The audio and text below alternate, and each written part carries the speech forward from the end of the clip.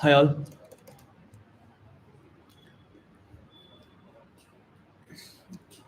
I'll start when we get like 5 viewers or more. Okay. Where are all the people? Where are all the people? Where are all the people that were there on the group? So 1K celebrations. I'll eat a chocolate. One more chocolate. Have some chocolates. That's it.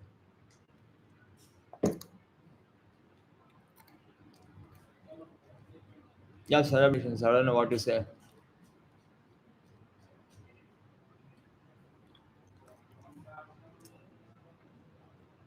Like the video, guys. You know it's gonna be good. Or you can see me. That's enough for you people to like. I'm just joking. Mm, yeah.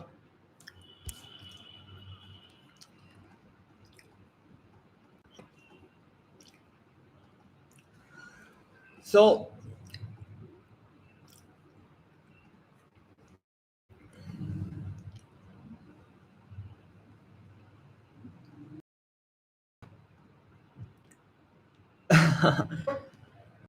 struggle doing my mother tongue too. I guess on camera. I don't know how I'm managing English, right? Okay, the fuck, we have our first stream is running. I see that's why we have less viewers. Is this piracy if I do like this? If I become grandmaster, I can put my things here. What the fuck? Lost contest is cheating.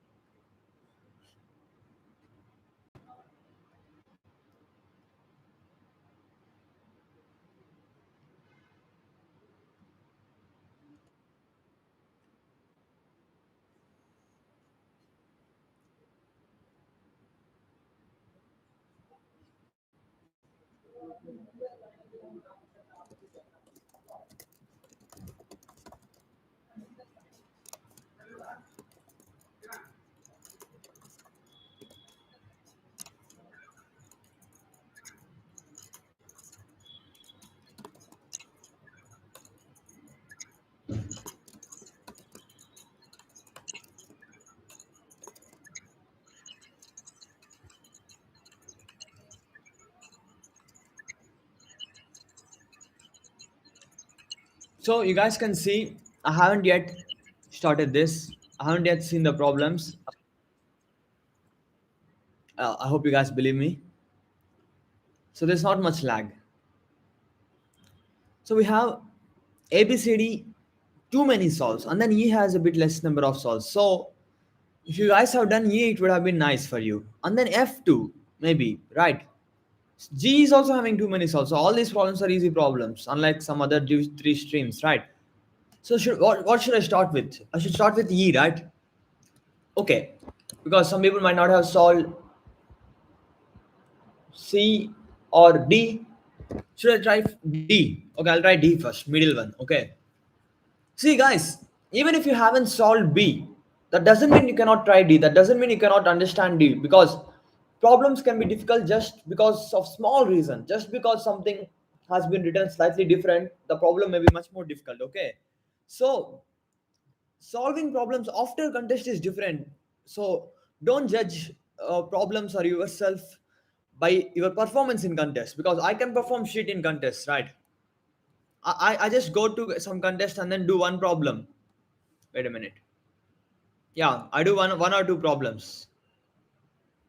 So we can perform shit in contest. Doesn't mean we are shit. I maybe, but doesn't mean we are. See, just one question.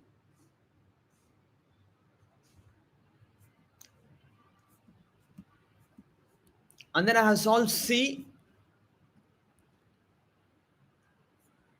just after some time, and that C is a bit high rate, but I got very big delta. Okay, so let's try to read this. Okay, I think it should be fine. I know I'm wasting your time. You guys may think that, but let's read this because it's all same content, same questions, right? Given an array, let f of x be the number of occurrences of an array. Okay. For example, okay, we have some definition for f of x. You are given an array b of size n. Please determine if there is an array a of size n such that f of ai equals to bi. If there is none, construct it. If there is one, construct it. Otherwise, minus one. So we have to find when it will exist or when it will not exist. But let's first see what does this mean.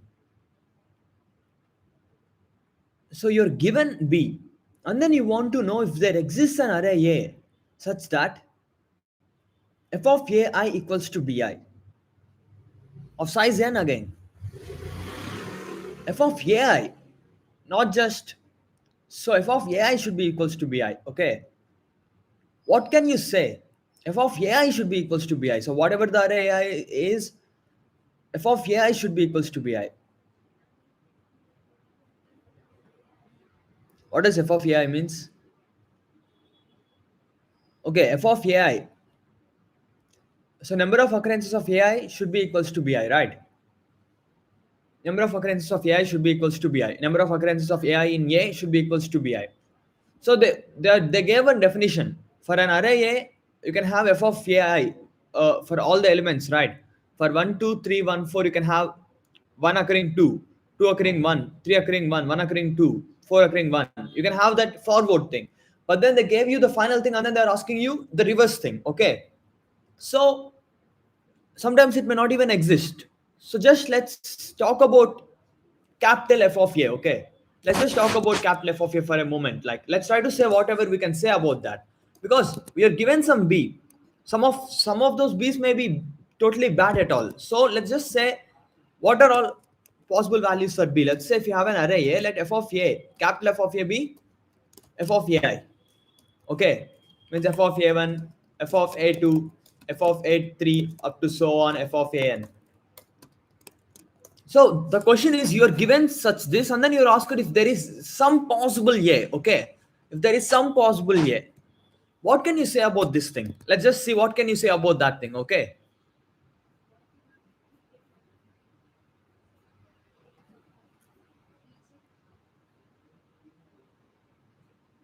damn, my viewers are not that bad. That means they have solved your cd.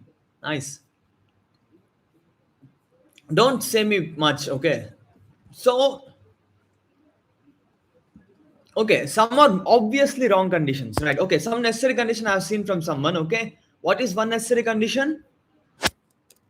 Sum of f of a should be equals to, no, that we cannot say because some values may repeat, right? I thought there is something obvious, but then no, we cannot say that thing because two, if two appears two times, we get two times, right? If three appears three times, we get three times, right? Sorry, if I appears two times, we get two times. So see, we have six appearing all number of times, and then we have this, right? What can we say about this? What will have minus one? Let's just think for some time, okay? What are necessary things you can say? If it is all one, if it is all one, that means if all one means it's like a permutation, like one, two, up to so on, and if all n, it's all same elements. You can say a few small observations, right? Can you find when it is possible, when it's not possible?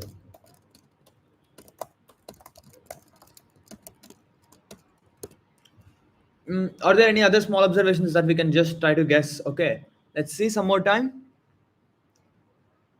Mm, mm, mm. So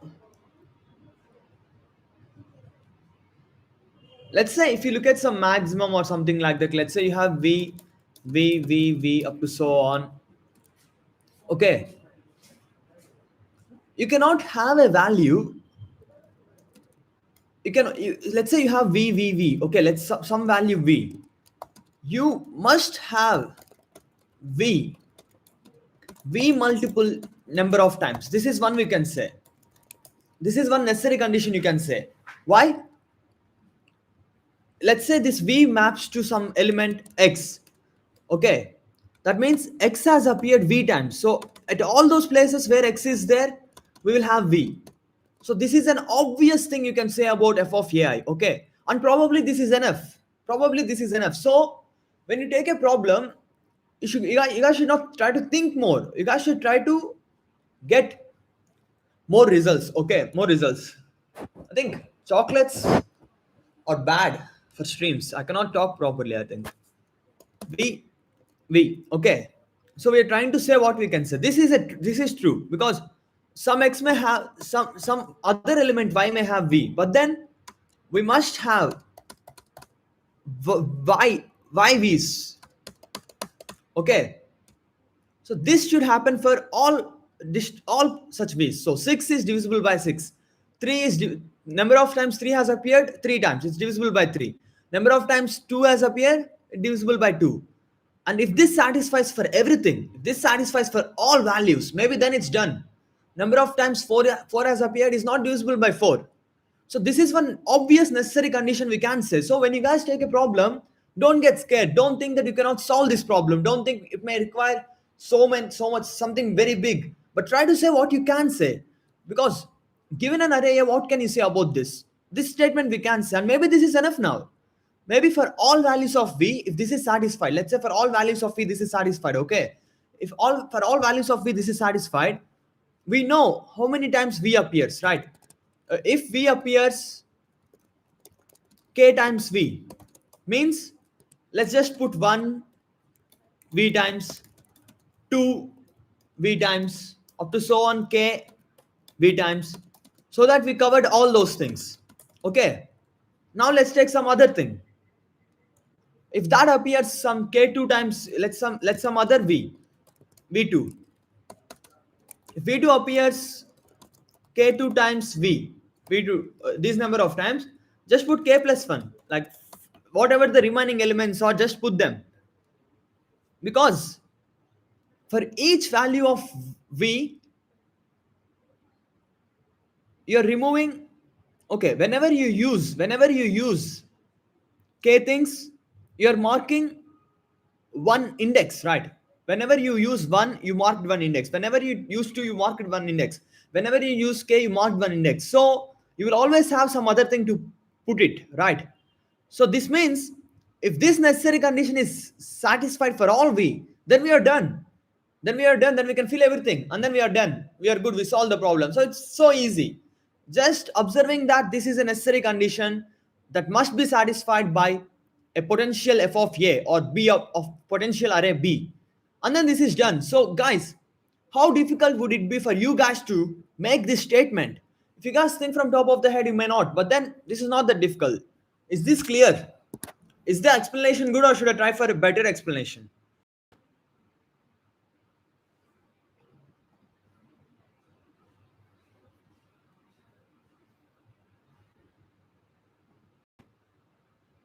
Am I wrong?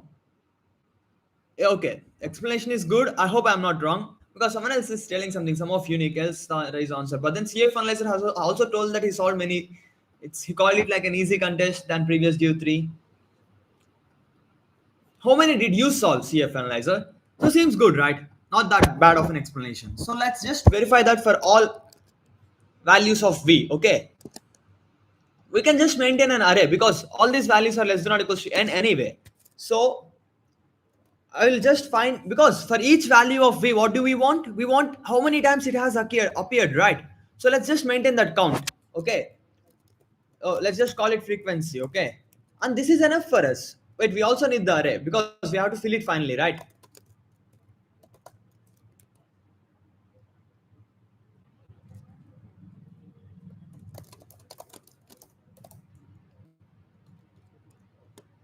So what will I do first? I'll take the array input.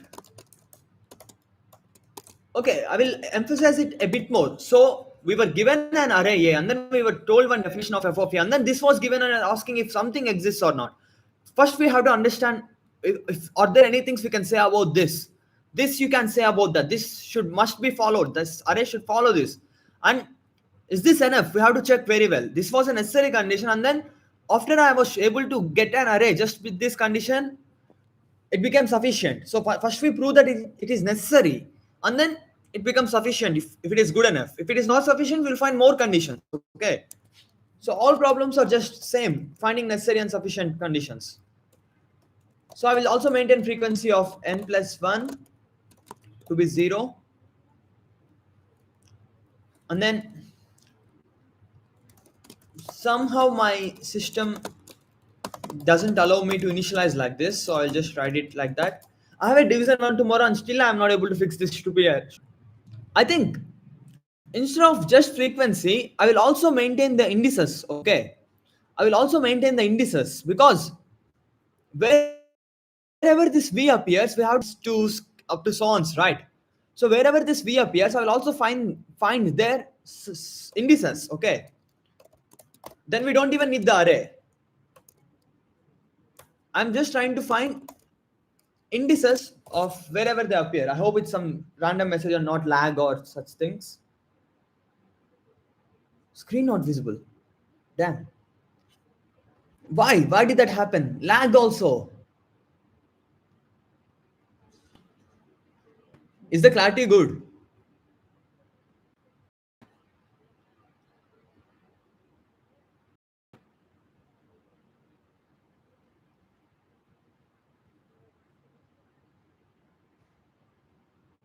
Yes, the input array already satisfies the problem if it's valid.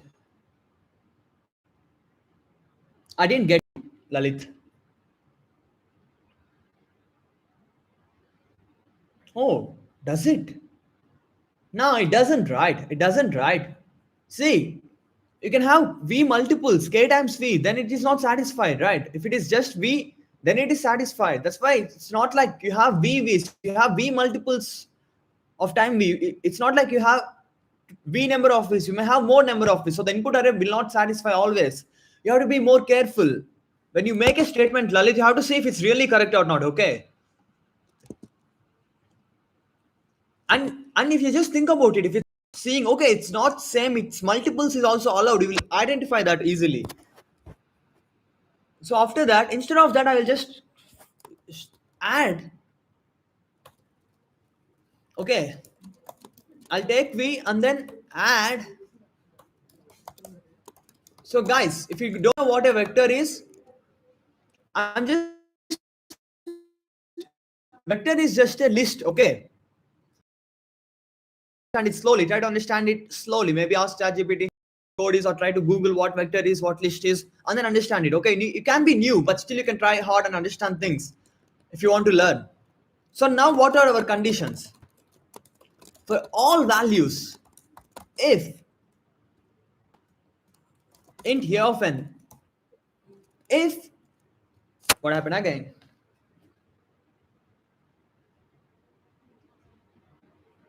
I can't do much about lag. Okay.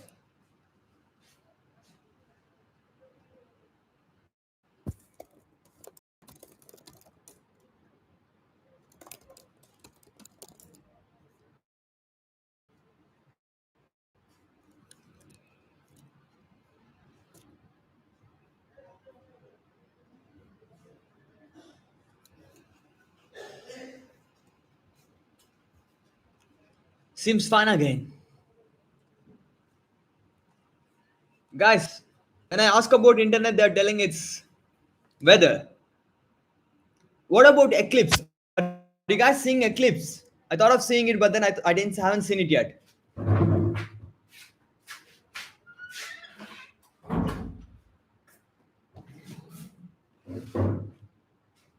The same internet, it's working then, maybe it's not working now. Maybe people are seeing something at this time. Maybe all the guys at this time at 10 o'clock, they.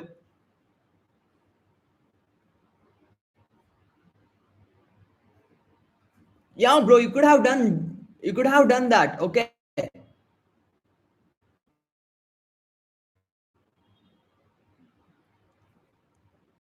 fuck did you become a number one?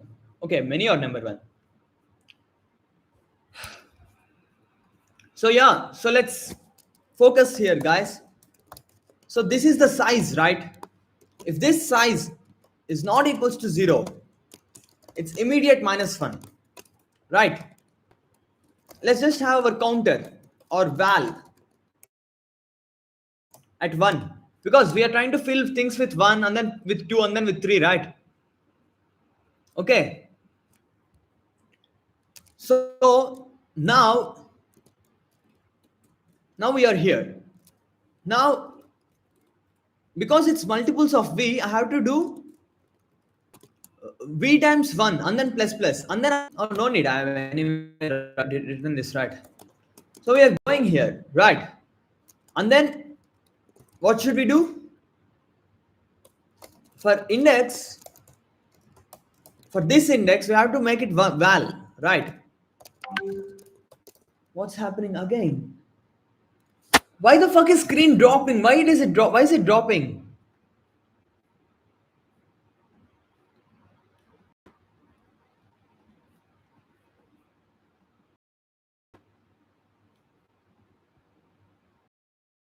It's too bad, guys.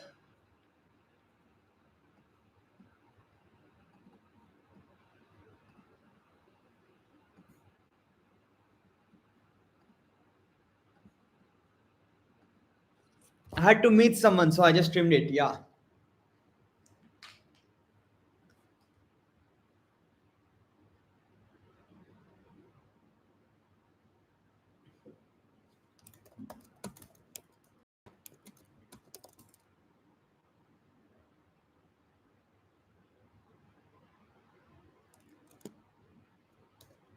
I graduated long ago. I'm in Bangalore. Is this clear? Is this fine? Tell me now. So val, and then whenever I think I can just start with val 0, okay? And then whenever I reminder v equals to 0, I'll do val plus plus, okay? Because after v times we have to do val plus plus, right? After every v times, I think this will work. Just this will work. And then we can just output the array.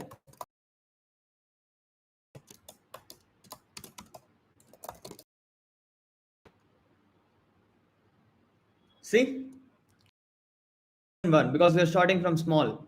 And then we have 1, 2, 2. Why do we have these many minus 1s? Return. So I think this is enough. This is good. This is correct, right? See, what is this? After every v times, I have to increase that, right? So I'm just using its reminder instead of maintaining a counter again. Fine. I kept it 0 because initially I'm doing plus plus, right? So I'm submitting it. Let's see if I can get correct answer on a problem D. I've solved it in 30 minutes. See, I'm a pro. I can solve problem D effortlessly. Because it's due 3 and it has 11,000 solves. Obvious for me. So obvious necessary conditions were sufficient here. In graph theory, they say something. Graph theory, the obvious necessary conditions are sufficient. It's called tone cost. It's real. It's called tone cost rule. In graph theory, the phrase "the obvious necessary conditions are sufficient" tone cost describes a phenomena where a condition that seems intuitively required for a graph to have a certain property also proves to be enough for that property to hold. A prime example is the concept of a planar graph. A graph can be embedded on a plane if and only subgraph, where the absence of this forbidden subgraphs is the damn. See, even in matchings, even in many necessary conditions are sufficient. Okay.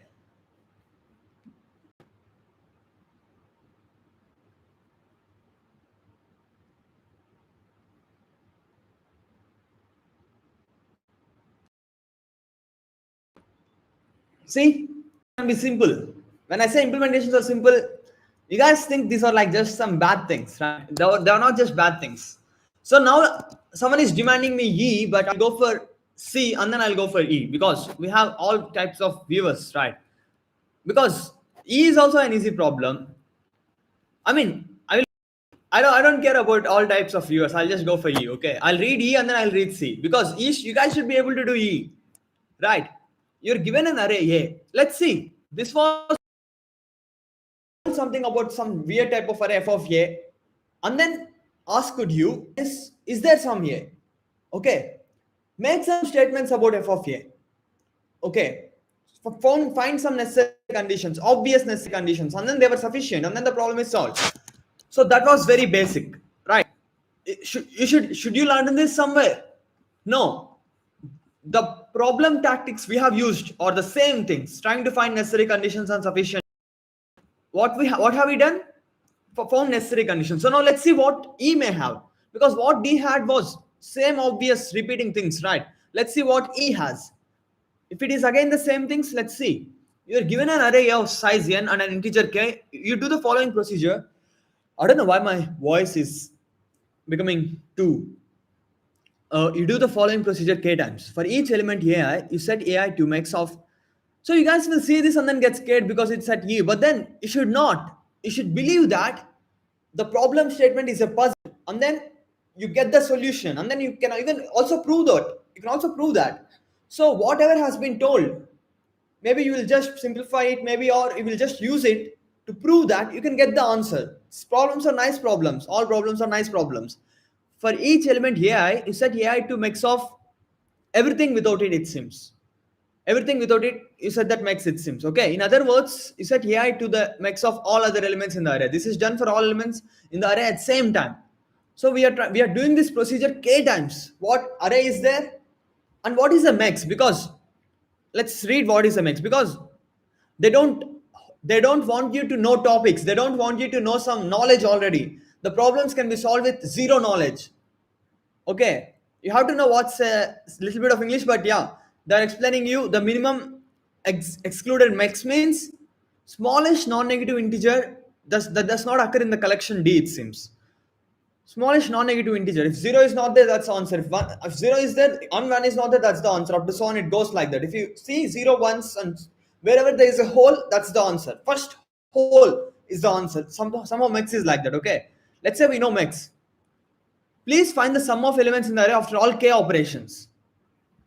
Question: do we get the array or do we only get the sum? Maybe we can get the array itself, and then sum is nothing, right? If you can get the final array of itself after k operations, then so maybe one thing we have to think of. We want sum after k operations. So array a, we do a to some max of a, let's say, where max of a equals to max of a minus ai. You remove ai. After that, you need. Seems complex, right? But then maybe it becomes all one. We don't know. We have to do. We have to do. We have to do it until we solve the problem. Okay, because k is very big. K is like 1 in 9, but still we don't know what happens, right? So let's see this because maybe most of the elements will become same after one operations. Maybe most of the elements will become same, and then maybe they'll be zero. We don't know, right? So we have to try. We have to see what happens. Okay, let's look at max of total. Okay, for no reason. Max of total no reason means you have some zeros, some ones, some twos, up to so on, but then max is not there. This value is not there. Minimum excluded, right? This is not there, but all of them is there. But then now we are also removing one.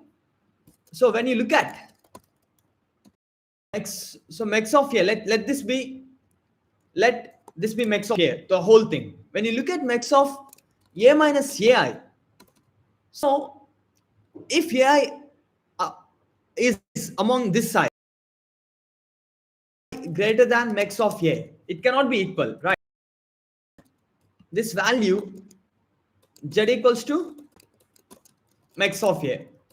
If ai is less than max of a, if its count, if its frequency of ai is equals to 1, is greater than 1, then, so if there are two twos, removing one two doesn't change the mix, right? Because there is another two filling that, and all of these are also present.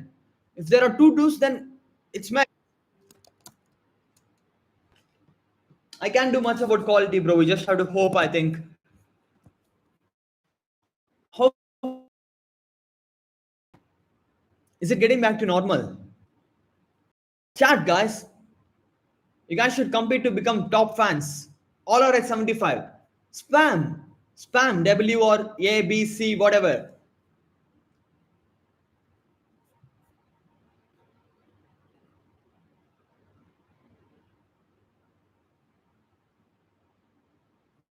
Good, bro. I see. Even I face the same problem. I get stuck on some easy problem and then I think I can solve harder ones better. Underestimate them, bro. Underestimate them or trying to. Okay. Uh,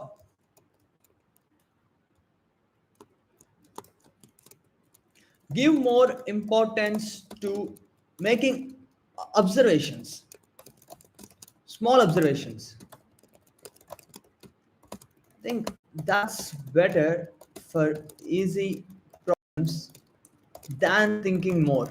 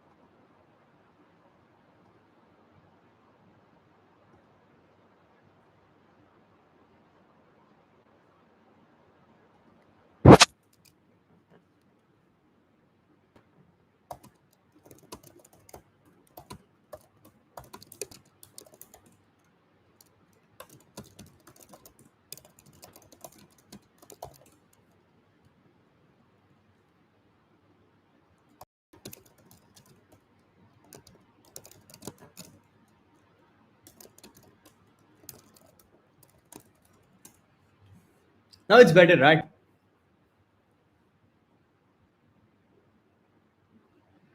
Yeah, I can see that. So guys, don't leave me for my poor quality. Okay, be nice. So I'm trying to make the case as well. I'm checking case as well. See, we have to be very clear in proofs, right? So if frequency of AI greater than 1, then Z equals to mix of A again. But if else, if that's the only thing, then Z equals to AI. Okay. Here Z equals to AI. Else,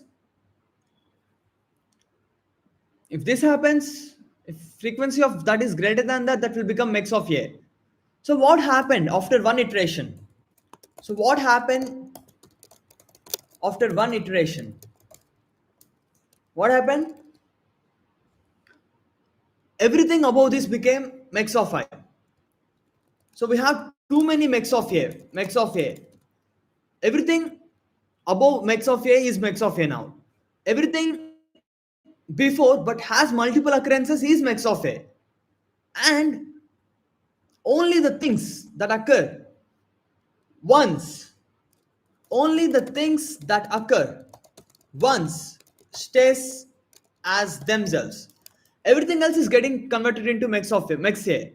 The value mix A. But only those things that are occurring only once and less than mix A, they are being once, right? So after this, what may remain? 1 0, 1 1, 1 2, up to so on, 1 max A minus 1, and remaining max A. So this may remain after this, right? This may remain. But some of this may be missing. If one has occurred more than once, it will miss. If 3 has occurred more than once, that will miss, right?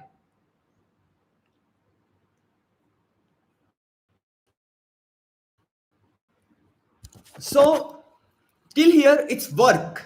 Till here it's just work. That idea. It's work. You have to try to do some work. You have to try to see, try to make some statements. Okay, if I have total, I mean, you have to try to say something, right? So okay, to start somewhere, let's define max of a, and then try to say what happens with respect to max of a to the values of other things.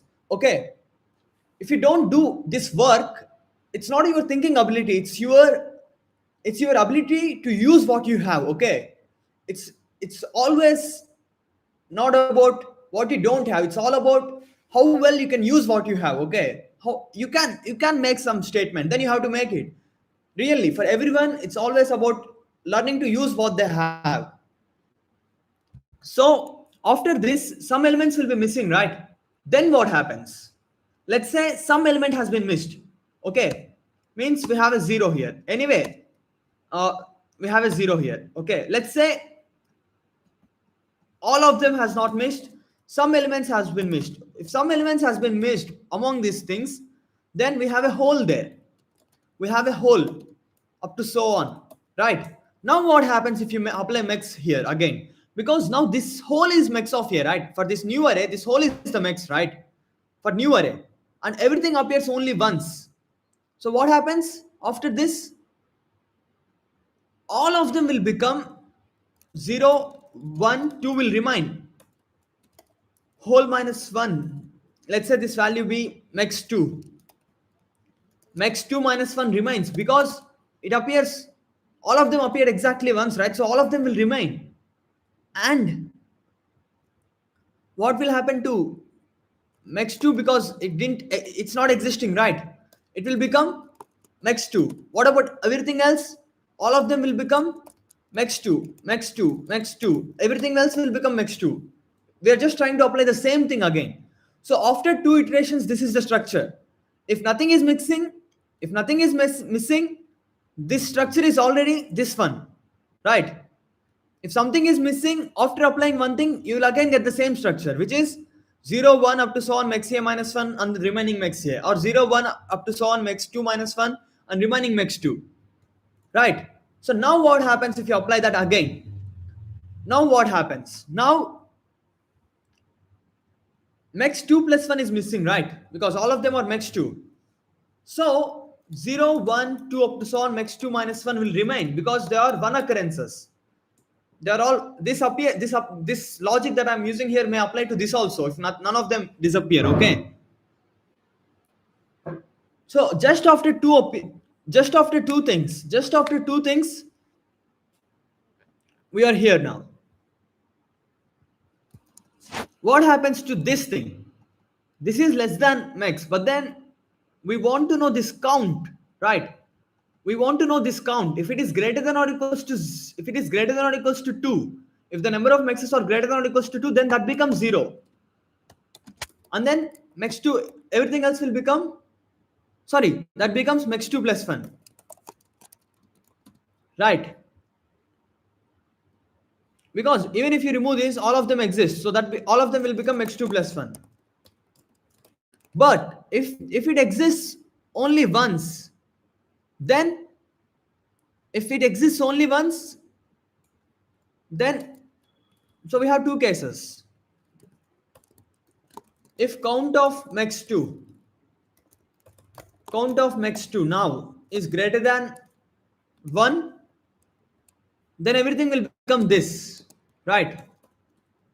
Else everything will become,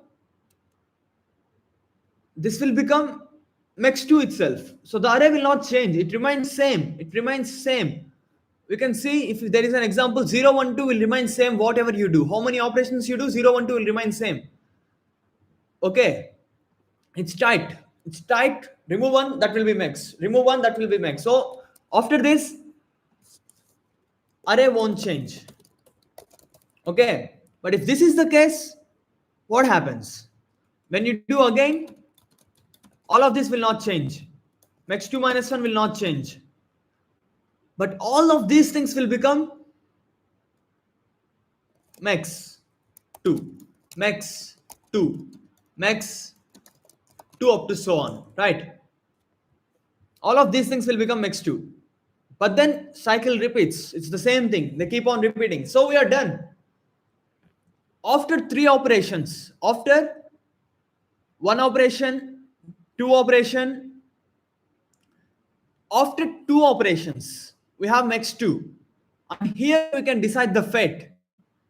And here itself we can decide the fate of everything else. If max 2's count of max 2 is 1, array won't change. The same thing remains. If count of max 2 is greater than 1, it alternates. All these things will alternate.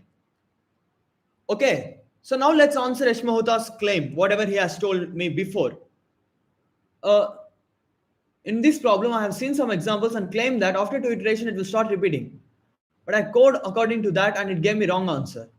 See, your claim was correct for some cases, but in some cases it alternates.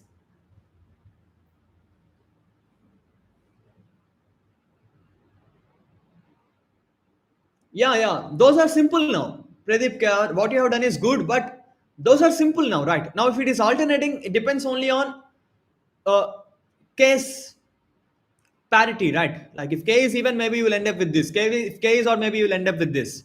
So after this, it's simple. So what do you, at the rate Ash Mohta, what do you mean it repeats?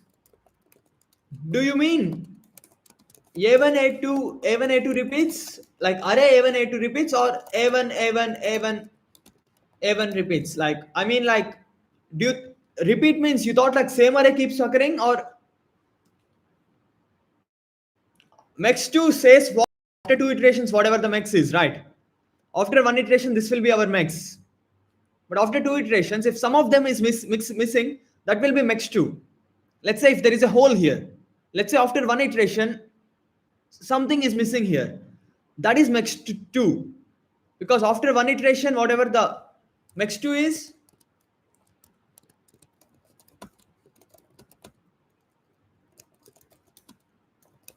max after one iteration. Because max 1 is the beginning one, right? So max 2 is that.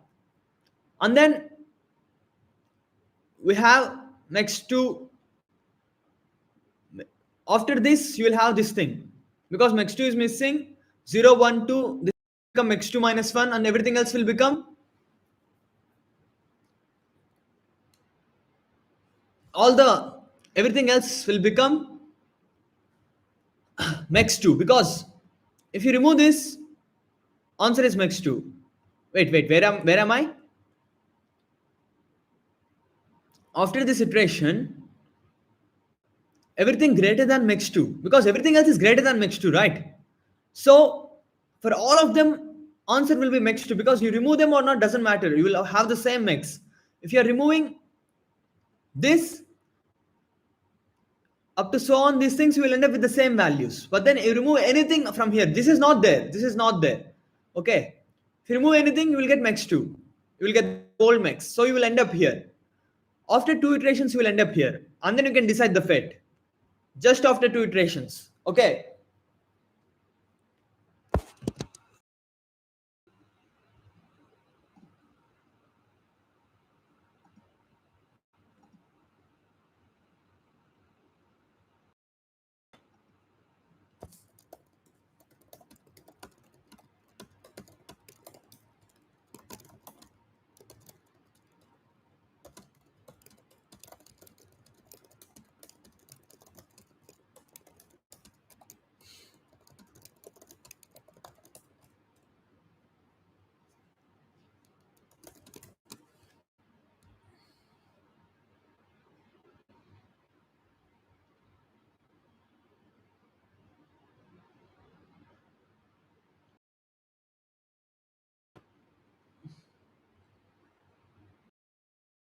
Like the video, people.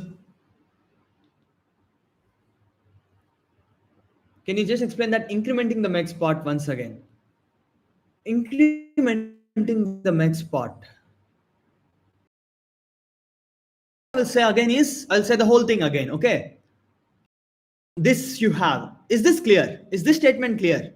That After doing this, you will have 0, 1 up to so on max minus 1 comma remaining everything will be max of here. But there can be some holes here. Okay, there can be some holes. Incrementing max, I don't know. Can you say line?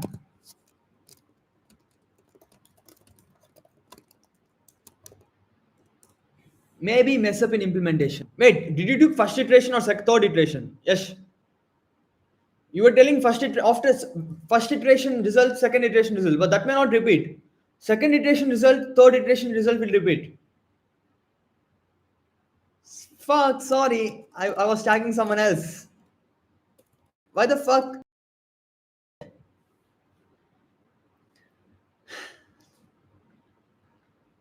I was tagging someone else. Sorry. Maybe mess up. See, Yashmoda, can you please confirm if you have iterated first or third?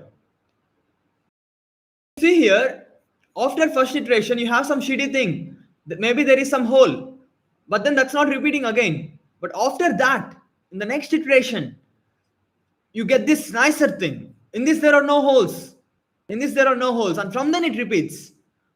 So this is second iteration's result. From here, third iteration may repeat, but its first iteration may have some holes, right? So you have to be very careful with what you do, okay?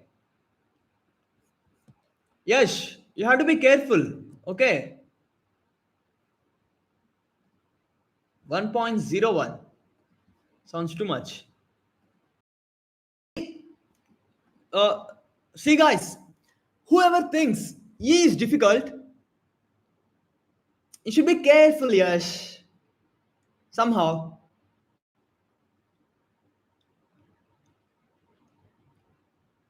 You have to think for yourself, Akshay. Can you have V multiple of V times? Appearing V times, 2 is also appearing V times, then you have your answer. V need not appear only V times. V can appear more than multiples of V times. That's the necessary condition. You have to just think a bit more, okay? Akshay.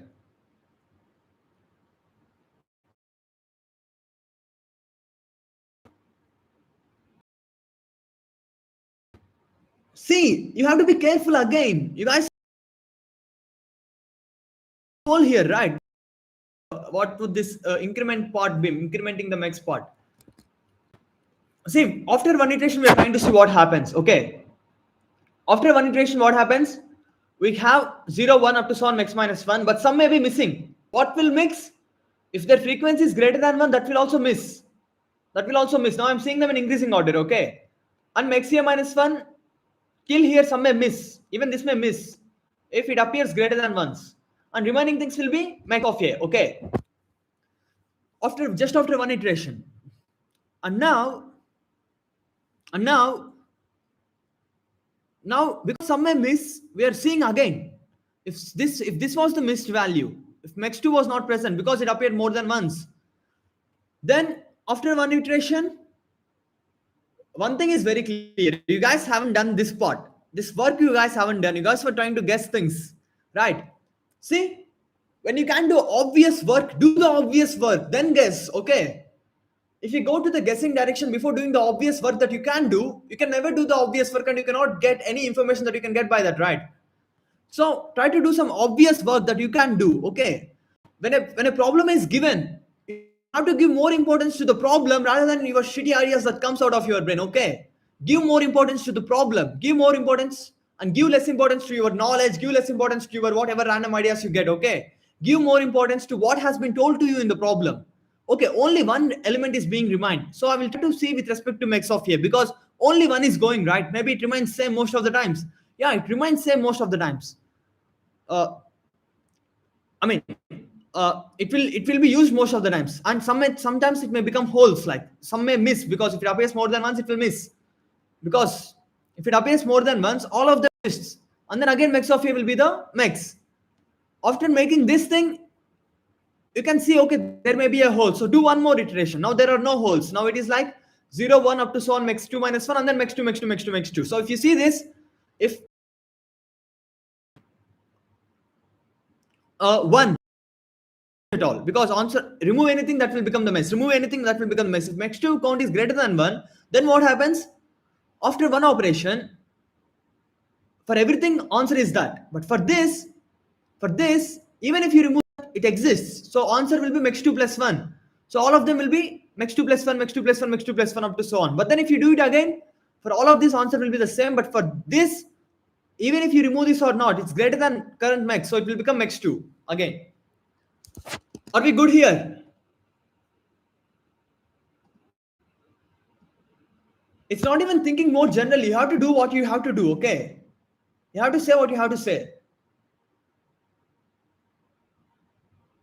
Okay, now let me implement this. Okay, let me implement this. So we have an array A, okay?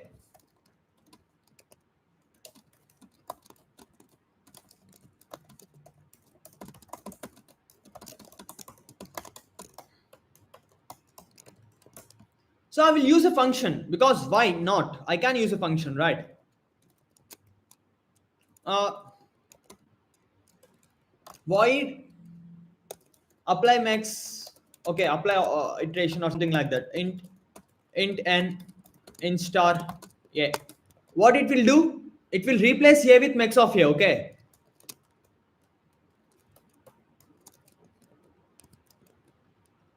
It will replace a with max of a, okay?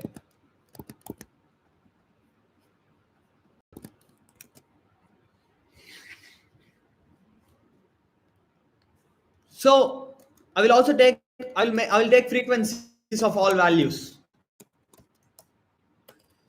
I'll take frequencies of all values. Why I want frequencies? Because frequencies to know what's max here, right? So I'll try to take frequencies of all values. And now I will find the frequencies, okay? So now I'll try to find max here.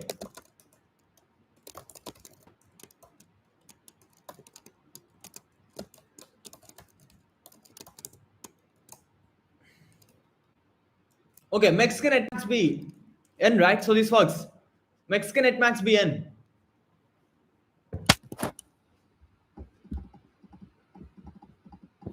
Max can at max be n, right? Because you have only 0 to n plus 1 values. There will be a hole in between for sure. You cannot fit n pigeons into n plus 1 holes such that. So we have max here. Okay. We have max here now. Okay. Now I will try to find.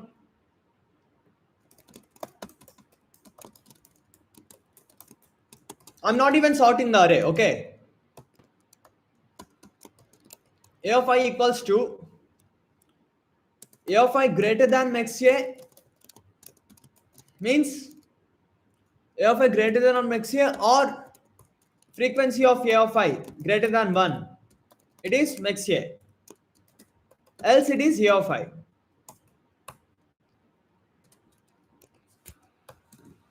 This is what we do, right? After one iteration. If A of I is greater than max A, it becomes this. If frequency, it cannot be max A. A of I cannot be max A because max A is a missing element, right? So we are done. That's it. So now what will I do? While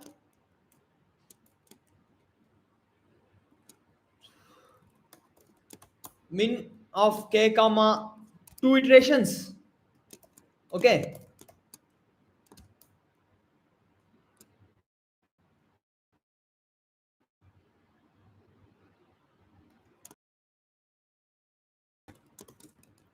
I'll do max of a. What does this mean?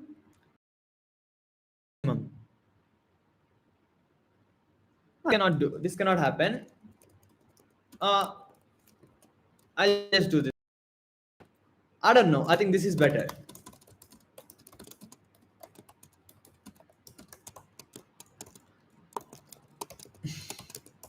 Okay, so if k is 1 or k is, okay, if k is, I can just use if else instead of writing this much, right?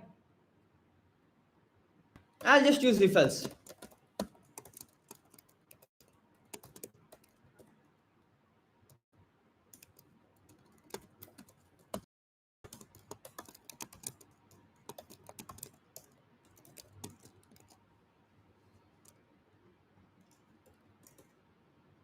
How's this thing?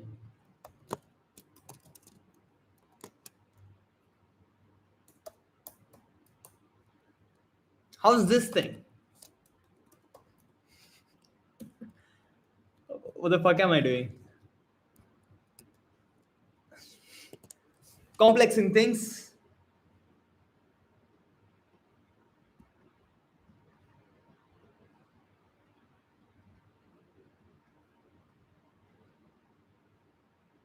Which is better? What does this say? If k equals to 1, if k greater than 0, if you're subtracting 1. If k equals to 1, it does only one time and then it won't do anything. If k equals to 2, it does once and then, okay, k greater than or equals to 1. Okay. I'm doing that for fun, okay?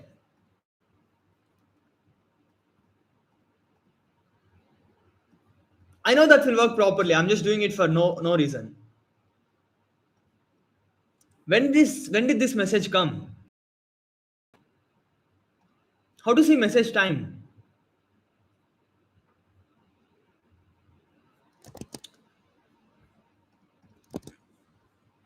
So I don't know what's the last part.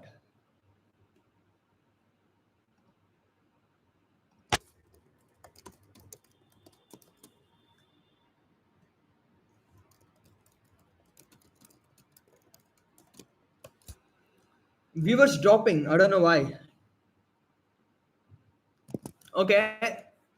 So see, if k is greater than or equals to 1, we are doing once. If k is greater than or equals to 1, again we are doing once.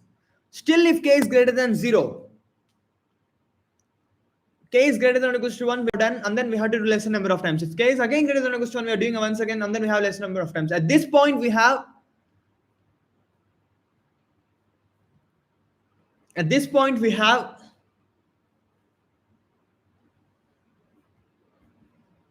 so now at this point we have this thing. What do we have?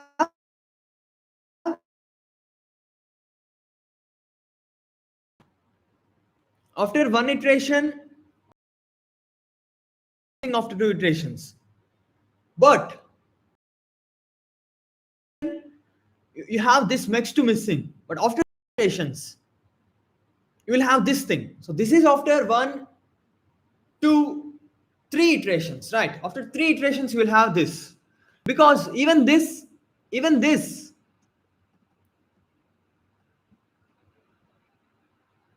minute. After three iterations, you won't have this. You will have either this or this. Okay. We'll have either this or this. We have to be a bit more careful here because after two iterations, and then after two iterations, after one iteration you may have this or you may have this, right? After one iteration you may have this or this. After two iterations you will have this, but for this you will have this thing. For this you will have something else, right? So we have to be a bit more careful here. Okay, we have to be a bit more careful because after one iteration it's, but this, if there is a hole, after two iterations it will become no, means everything coming exactly once and then last thing coming multiple times. Okay, so we have to be a bit more careful here.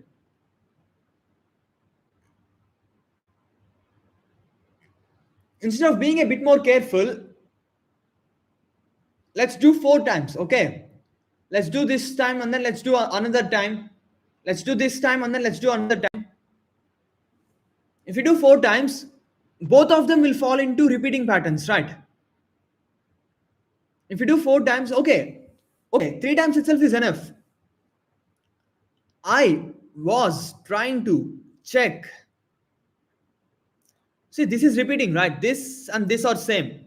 I thought I will apply conditions to know if this is the case or this is the case. But then I need not know what is the case. I can just find both of them and then I can just know. I need not know what is the case, right?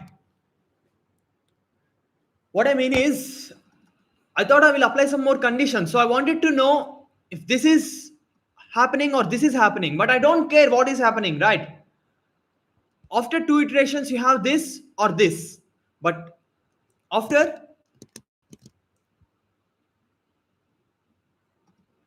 yeah, that's it. It's simple.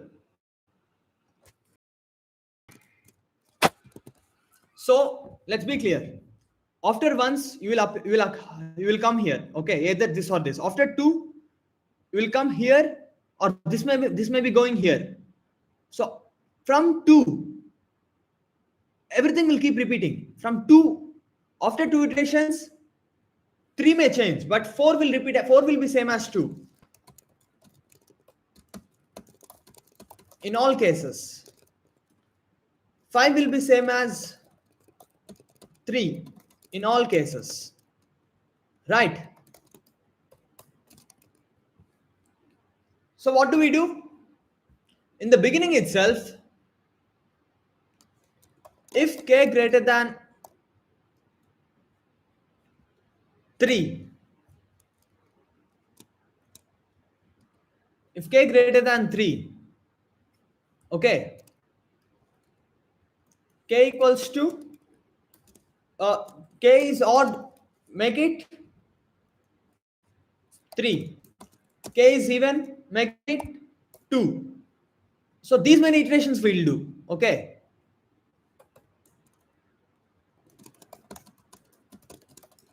How is this thing? Again, coming with better implementations.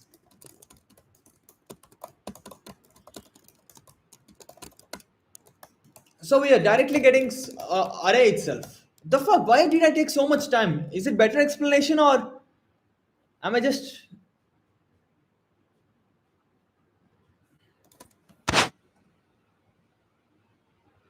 paused? See, Yash Mohta, I haven't looked at test cases at all. I haven't looked at test cases at all. But now, is this problem a bit difficult? Maybe you guys may get scared of this, but then you should not get scared. You should say what you can say. See, k is 10 power 9. If the problem was k less than or equals to 3, would the problem be easier? It might have been easier, right? So problem solving is trying to see how you can solve the problem. Will come and help.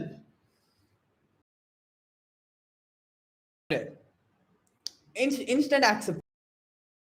How is the code? Finally simplified. Sure that after two operations we are here. Now we could have been here from one operation itself, but from two, three goes here, four goes here, five goes here, six goes here. That means four will be same as two, five will be same as three from here. So bring the k down. Done. How's this one?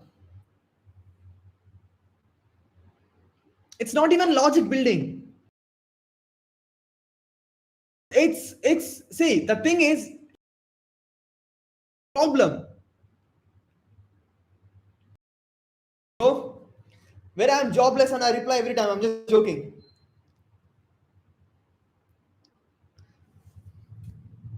So I will go for C. Okay. These are premium explanations. See, now you guys should believe proofs are simple, solutions are simple. Sorry, order matched up. Solutions are simple, proofs are simple, implementations are simple. Okay. And given this thing, you have to work on that thing. Okay. You cannot see. Yeah. You have to believe those things. You cannot see. This is looking at the problem. When I say problem solving is seeing the problem for what it is. See, I cannot think more. Thinking more on test cases needs more brain. Thinking more on test cases needs more brain effort rather than trying to. Working is constructive, right? See, if you do something constructive, that's good. If you do repetitive thoughts, that's bad. It's obvious. If you're anxious, you do repetitive thoughts. But if you do something constructive, that's always good. So, because you cannot make constructive statements one after the other. There are not too many. So making one constructive thing is not time taking, because if I have solved it in contest, I would have written all of this and then still I would have solved it in 5 minutes. 5 minutes is a lot if you are doing constructive thoughts. If you are doing repetitive thoughts, if you are not, then 5 minutes, 10 minutes can go away. When you are anxious like me sometimes in the contest, then 10 minutes will go away. But then if you make sure you try to say something constructive, then it's not time waste. It's not time waste. You need not hurry. You can keep spaces in between. You can write nice code. You can write cool, calm, solve it properly. That's really important. So let me go to D. Sorry, C. It's not, no, it's not that. I don't mean that. I thought about that. I thought of constructive problems when I told that, but then it's not that. Any problem, I'm talking about your thoughts. They should be constructive. Like whatever the work you do, that should be constructive. Like that should lead you somewhere. You have to do such work. You should not just randomly think, is what I'm trying to say. Okay. You're given two integers a and b, or you ought to perform the following procedure. First, you choose an integer k such that b is divisible by k. First, we have to choose an integer k such that b is divisible by k. B is divisible by k means k is its divisor, right? B is divisible by k, or k divides b. Then you simultaneously multiply a by k and divide b by k. So you have a and b. You remove some of its prime factors, or you remove some of the number that divides it, some part of it, and then you add it to a. You have to do that. Find the greatest possible even value of a plus b. If it is impossible to make a plus b even, output -1. Okay, this seems too direct. What to do seems a bit direct, right? Like they're just asking you to do something. Doing it, what's so a is there, b is there. Let's say b equals to k times q. Okay. Now what will it become? A times q plus k will be your final value, right? Till here it's obvious, and then you want this to be even. It seems okay. You want this to be even. For this to be even, what should happen?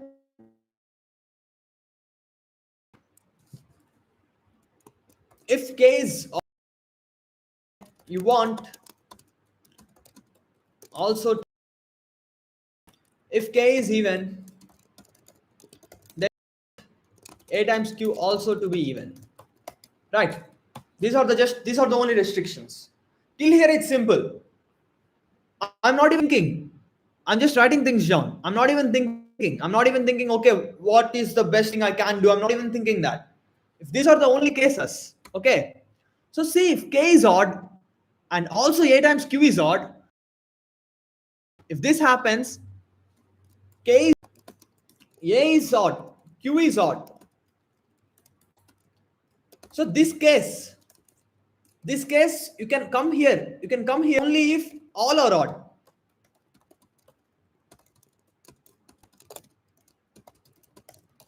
So when all are odd, you come here. See, we are trying to brute force k being odd, k being even. So the brute force means we are covering all possible values of k. So we will find the best possible answer. If we are covering all possible values of k. If k is odd, I think a times b plus 1 is the best, right? Because b divides b. So a times b plus 1 is best, right? Means k equals to b is best, right? Why? A times b plus 1 is definitely bigger than something else, right? You take something from here and then add it to there. That seems the biggest value you can get. Am I wrong? Am I wrong at sometimes? I don't think I'm wrong, because you have b by k, a times k, right? So if you notice this thing, it's like some divisor of, it's 1 times b by k, a times k, right? It's a times k, 1 times b by k, and k comma b by k are symmetric. If a is greater than or equals to 1, then you can surely do this. Then a times b plus 1 is optimal. Why? A is bigger. So keep bigger things on this side. So a times b plus 1 is optimal. A is greater than or equals to 1. So we are good. So k is odd case is done. We have now k is even case. So you have to make sure that k is even. If you are making sure that k is even, if you are making sure that k is even, means again let's see here. So if k is even, just write it like k equals to 2l. Okay. So you will have some 2l here, and then you will have a times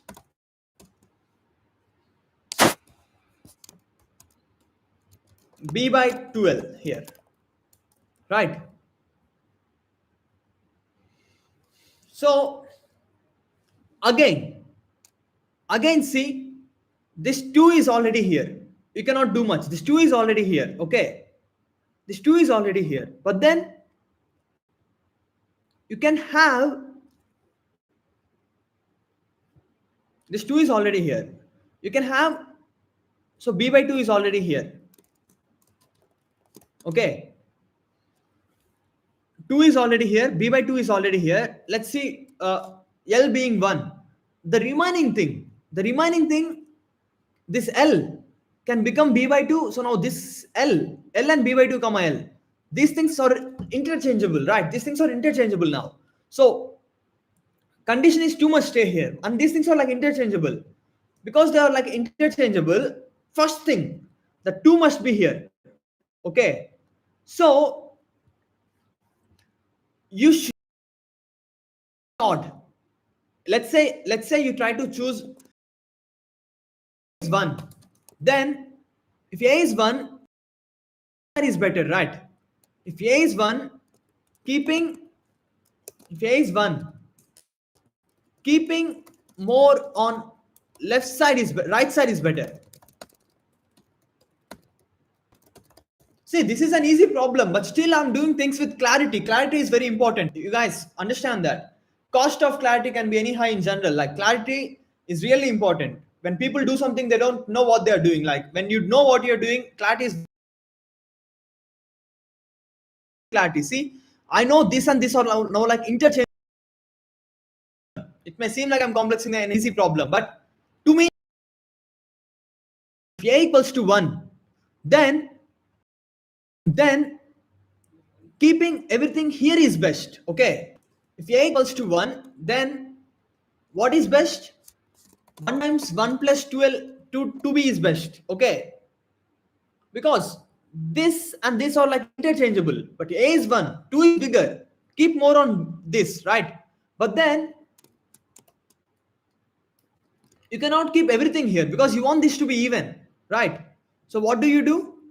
If b is even, you do keep a small 2. Sorry, b by 2 is even. Okay, if b by 2 is odd, you cannot. If a is 1 and b by 2 is odd, you cannot do much, right? Because a is 1, not even odd, a is 1. You cannot do much. But then if b is divisible with 4, you can do 1. B by 4.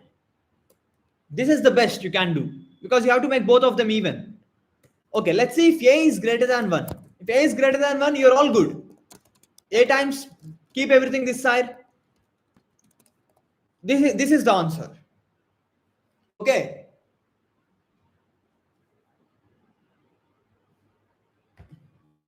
So how is this problem? Maybe I have complex things, but maybe I had clarity. Because if you guys see, checking value of a, I have done it here itself. Here itself I have done it. Here itself I have seen a and 1 times this. So this says it's not something random that you do. When you do with clarity, even with 1, k comma 1, I have done this thing. What I have done with k comma 2, what I have done with a comma 2, I have done that with a comma 1 too. See the clarity, because I thought, okay, this is 0, then if a is 0, then keeping everything here is best, right? You guys should see clarity is the one that differentiates a lot. I have done this at a comma 1, and then similar thing I have done at a comma 2, because Here itself, I was able to see the nice thing. Okay, B comma K are equivalent now. You can keep some things here, keep some things here, keep some things here, keep some things here, right? So how did this go?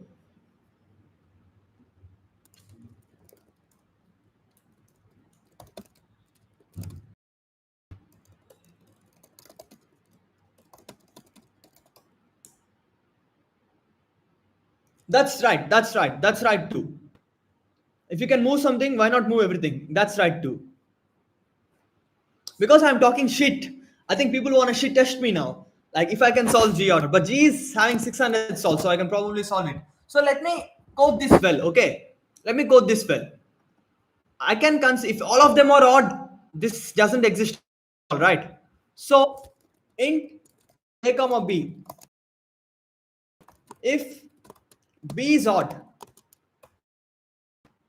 else, okay?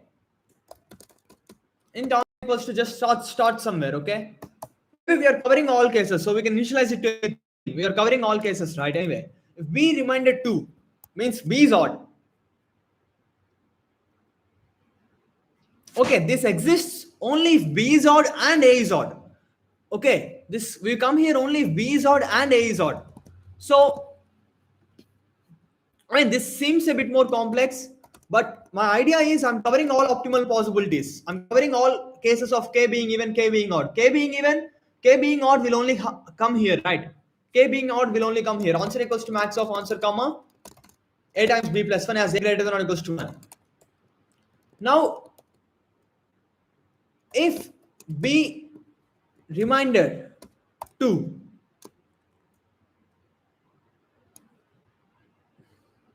wait a minute.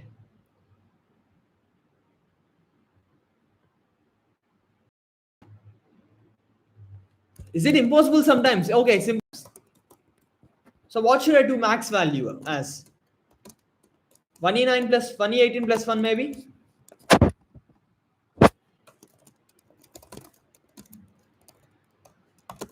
Or I can use minus 1 itself. Or I can just use minus 1 itself.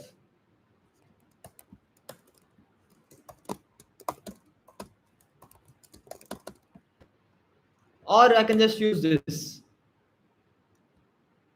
Okay, I can use minus 1 because we are maximizing anyway. Should we minimize or maximizing? So I can just use minus 1. If b reminded 2,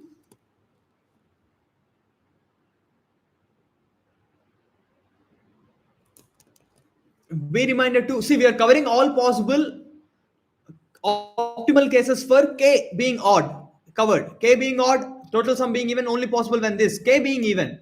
If k being even, this should happen. Right? First, that should happen. And then we have b by 2.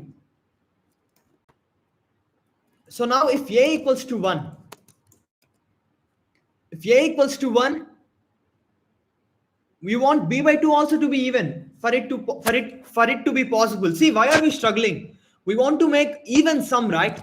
The same question that has been asked by Zioper. We are trying to move things to make both of them as even. So if a equals to 1, then we have to keep a 2 on that side. So if a equals to 1 and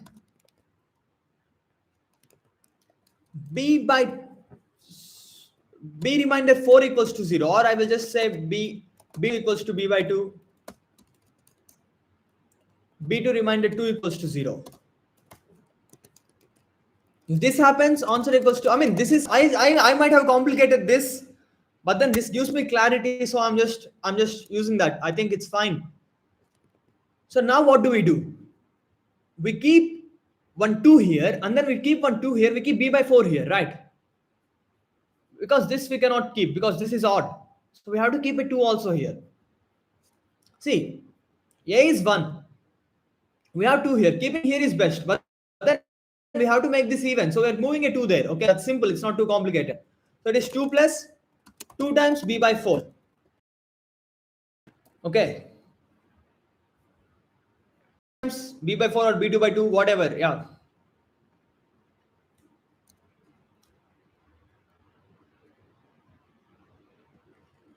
I'll just keep it here. This seems weird, right? But then I'm covering all possible optimal cases. I'm covering all possible optimal or brute forcing. I'm brute forcing all cases. I'm brute forcing k being odd. I'm brute forcing k being even. What are all the possible ways you can get an even sum? Okay, I'm brute forcing all possible things. When a is 1, this would be the optimal. If a is greater than 1, if a is greater than 1, if bringing everything here would be the best. Okay, a is greater than 1.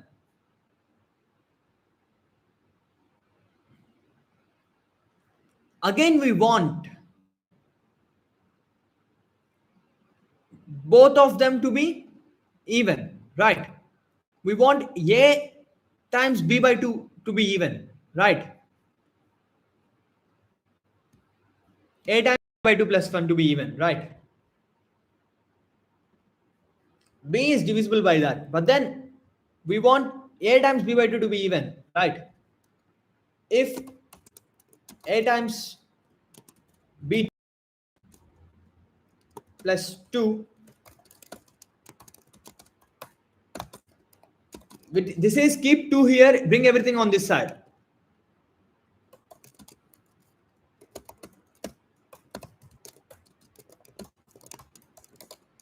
So, sorry, for no reason, I said sorry, that's fine still. So, what have we done? We tried to brute force on all possible cases where k is odd. We can get some sum only if this happens. That happens when a is 1, this is the optimal. And that will again exist only if b2 remainder 2 is 0. And when here also we want a or b2 remainder that is even. Right? We're trying to move everything here. And even if we cannot do anything.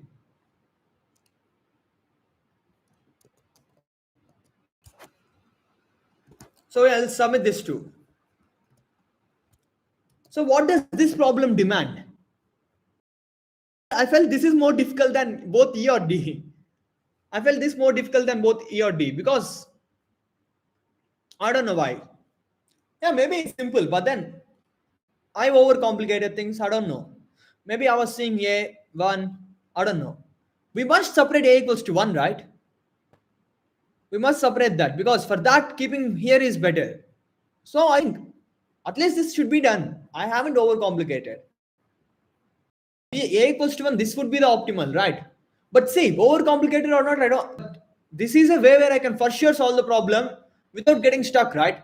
If I try some other way, maybe I will get stuck. Maybe I cannot proceed further. See, the cost of see when I do some contest, and then when I only solve few problems, because of my ways, because of being careful.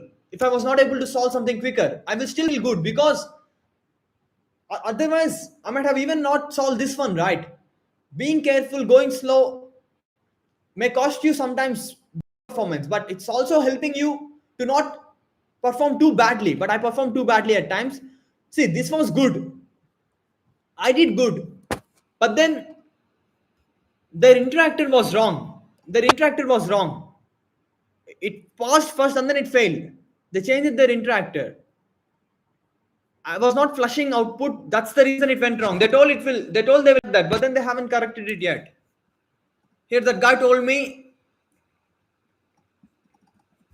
it will get rolled back. It's their mistake.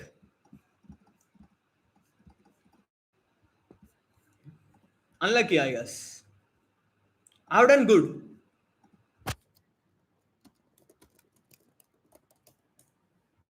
So, guys, because I have solved A, B, C, G, and F. Okay, let's read G and F, both G and F. Okay, let's try to complete the contest, complete the all problems because before one, maybe we can complete F and G. Okay, let me read G and then I'll F. Okay, and then I will read B and A2, and then I will solve where is easiest. Okay, let's read this. There is a directed acyclic graph with n nodes and just each node is initially colored blue. Okay, we have some directed acyclic graph. Acyclic graph sequence of numbers and then going only for asked me this.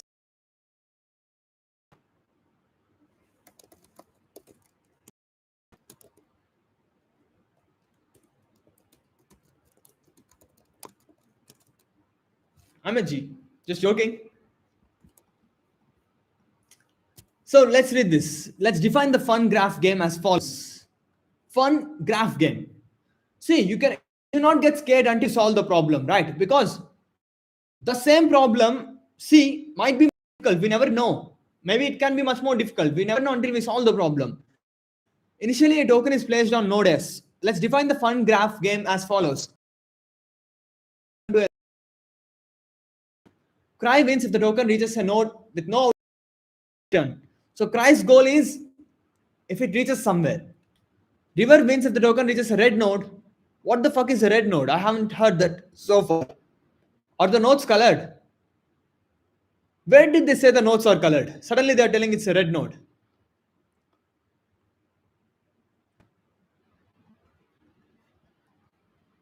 So Cry wants it to go to some dead end. River wants it to go to some red node. Okay. If players reach a node that is both red and does not have an outgoing edges, River wins. Damn, why did they put that in red?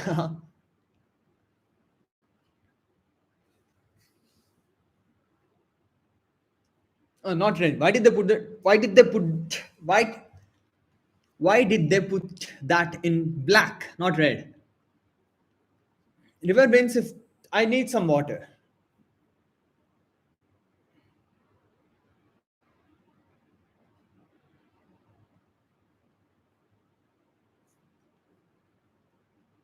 Like the video, guys. Also, I need tips. I'm not any better than you people. The fuck, I did good. I did okay. I was having 270 rank or something. Still minus 41. Why? It should have been just little plus 5 or something. Still, I have my peak. Zero problems solved, but still, I was maintaining my peak. Here. Does practice even help me? Practicing more, lower ratings. Not caring, somehow suddenly high rating, and then was able to maintain. Practicing well, coming down. I don't get it. Practicing not nothing at all. See, nothing. But I will become GM easily. I will become IGM too. I'm not quitting till I become an IGM. Because I can solve much higher rated problems. I can solve higher rating ones. Here I'm not solving, but I used to solve. Okay, I cannot say the same thing again and again in every stream. So let's read this. The graph is acyclic. It can be shown that Graham always ends after a finite number of times because if you see that one ordering forward edges are there, they keep going forward, so they will end sometime. Okay, know that Cry and River can win the game immediately if the starting node S doesn't have any outgoing edges or is red respectively. Okay, this is also right. You must handle Q queries. This made the problem simple. This made the problem simple because you can find answer very quickly. This means the answer should be simple. Okay, update the color node view to red. It is guaranteed that node no that the, okay, all nodes are initially blue. I thought all edges. Okay, all nodes. So we will change something from blue to red. Okay, if the fungram is flared with the token initially at node U, and both players play optimally, does Cry win? So we all know what here is. What's first step? And what's the answer? Who will win? Why are they using yes or no? Can they use or river? Cry me a river.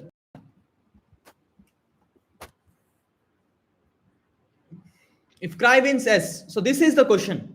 Okay, who will win if there are colors and colors are changing? Okay, colors are so few things are obvious, right? X X Cali draw.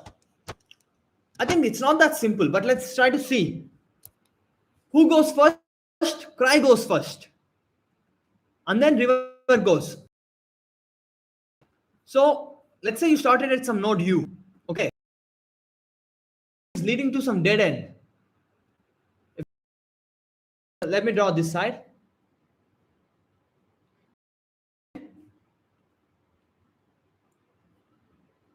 So if you start from here, If you start from here, you will go to dead end.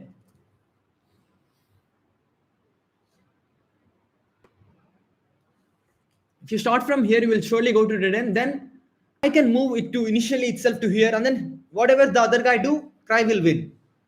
Okay, but then there are some edges too. If this doesn't exist at all, if this exists, then cry will win for sure. If that doesn't exist at all, okay.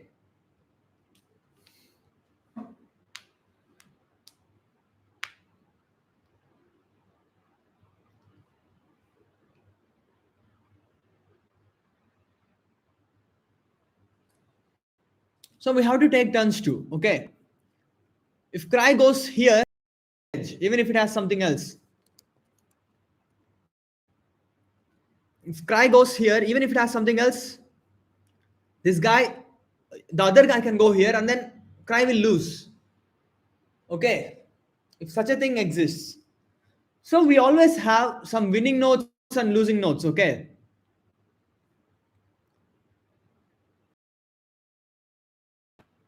means if cry goes here, he will, let's say we define notes. So we can solve this problem in OFN for sure. In OFN, because always you're going forward. Let's say you have ordering. Let's say you have this ordering of vertices where edges are only to forward.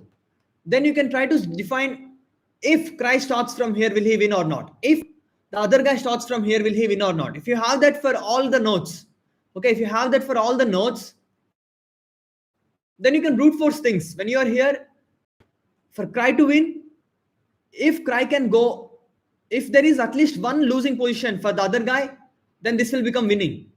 These are just some things in games. Okay, oh, so far I have done so many streams, but then I haven't explained games. So I mean, this thing I haven't explained much in games to brute force things. Okay, let's say you have states for everything. Cry is here. After he goes there, if there is at least one losing for river, this is winning. If anywhere you go, river will win, then this is losing for cry.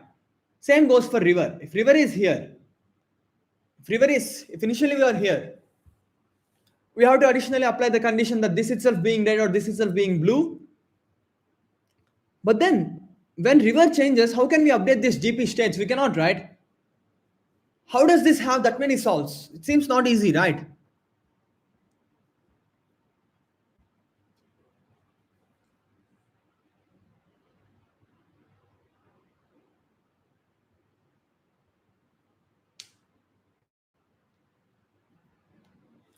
Because we have updates. I don't want to waste time. Let me read F2. Let me read B and A2. I will come back to this. I may solve this, but then let's not waste time. Given two arrays X and Y both of size M, let Z be. Do we have viewers?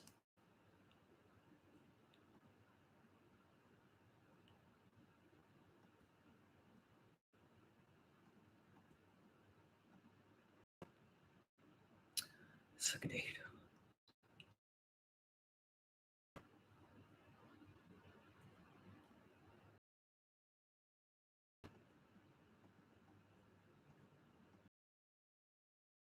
Too difficult. Okay, you guys should learn to read problems. Learning to read problems is a real skill. It helps you in contests a lot. It helps you fuck up contest too, because you leave this and then you go to the next thing. Given two arrays X and Y that such that the prefix maximum at each position of Z is same of each position of X.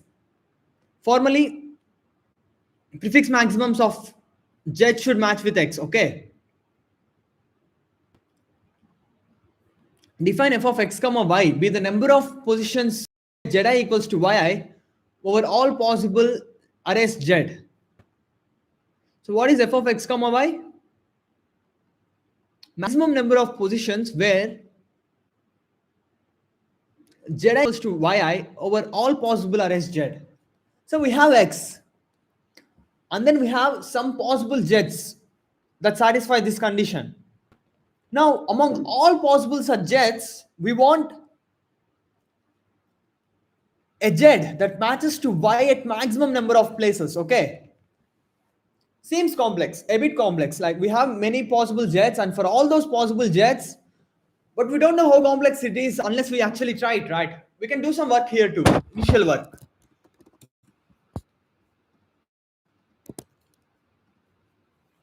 We will solve this problem. Don't worry. We have time. Till 1, we have time. I have work tomorrow. I need some water too. But why is this easy? Because we are trying to solve this for all possible array A's and all possible array B's. For this reason, it is easy. Okay. For this reason, it is easy. It seems very difficult, right? It seems like 1400 solves is too much for this.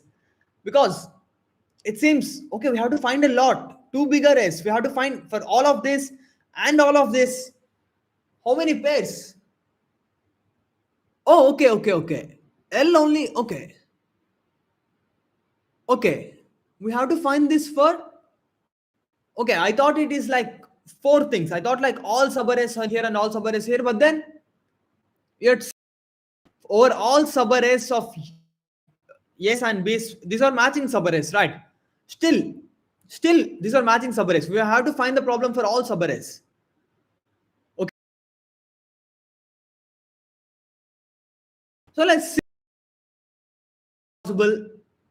Uh, let's try to see what possible jets are. So you have x, and then prefix max of x. Only this matters to us because x doesn't matter. Because x restrict z, right? X doesn't restrict z. X doesn't restrict z. Only prefix maximum of x restricts z, right? So if you look at prefix maximum of z, if you look at prefix maximum of z, it keeps increasing.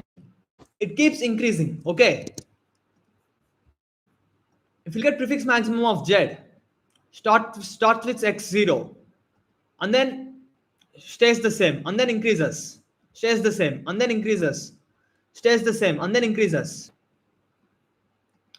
stays the same, and then increases. This array is given to you, and this is what matters. Okay, x doesn't matter. So given this array, x doesn't matter. Now we have y. Now we have y. So now we have y, and then we have,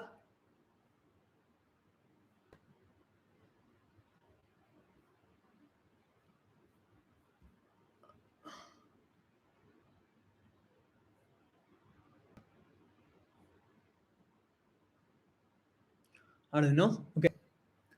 Now we have, what is the restriction for z now? What is the restriction for z? This one should match, right? This one should match, right? Because if that is not that, this is the first time that maximum appeared, right? So that should match. All these things should match for z. Okay, all these things should match for z. Okay, but here in this gap, you can have any value we can have, and in this gap, anything less than or equals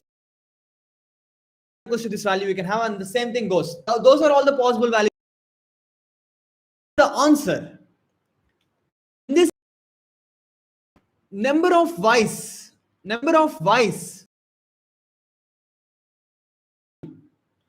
in this segment, number of y's less than or equals to this value, because if some value is greater than that y, you cannot make your jet to that, right?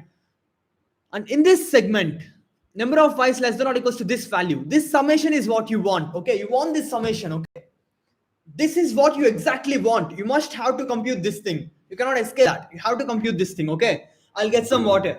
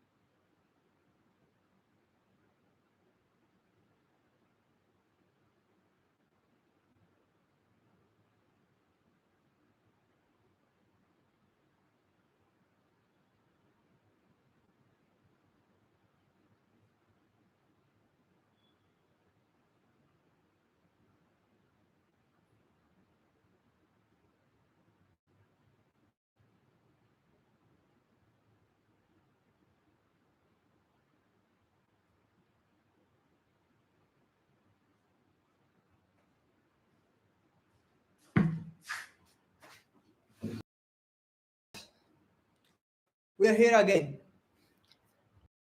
Is that anyone's here?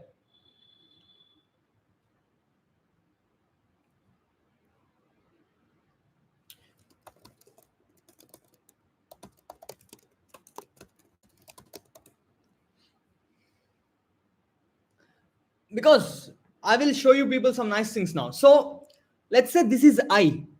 Okay, let's say this is I or one. Let's say this is I, and then we have this steps. We have these steps. Okay.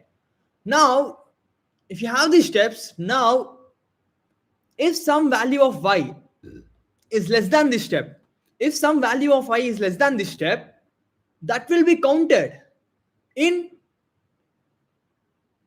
prefix array ending here, subarray ending here, subarray ending here. I'm trying to look at subarray starting from I. But if some y is less than this, that will be counted in all of these things. Right?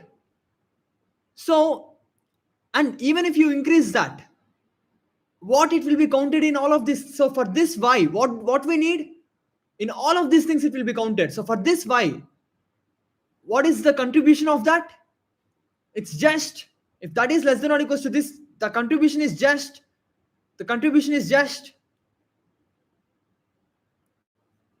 number of things from here to here, which is nothing but n minus that array kind of thing. Okay.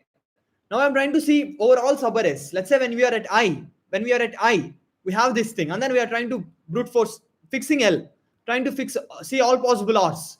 If you see all possible R's, if this is less than this thing, then we only want count of that. We don't even want sum of that. We only want count of that, right? We only want count of y. We don't even want summation of all such y's. Maybe we can have a problem where we get summation of all such y's, but then this is just maximum number of positions, just the count of such y's. Okay, count of such y's. So then if this is less than this value, then we have then we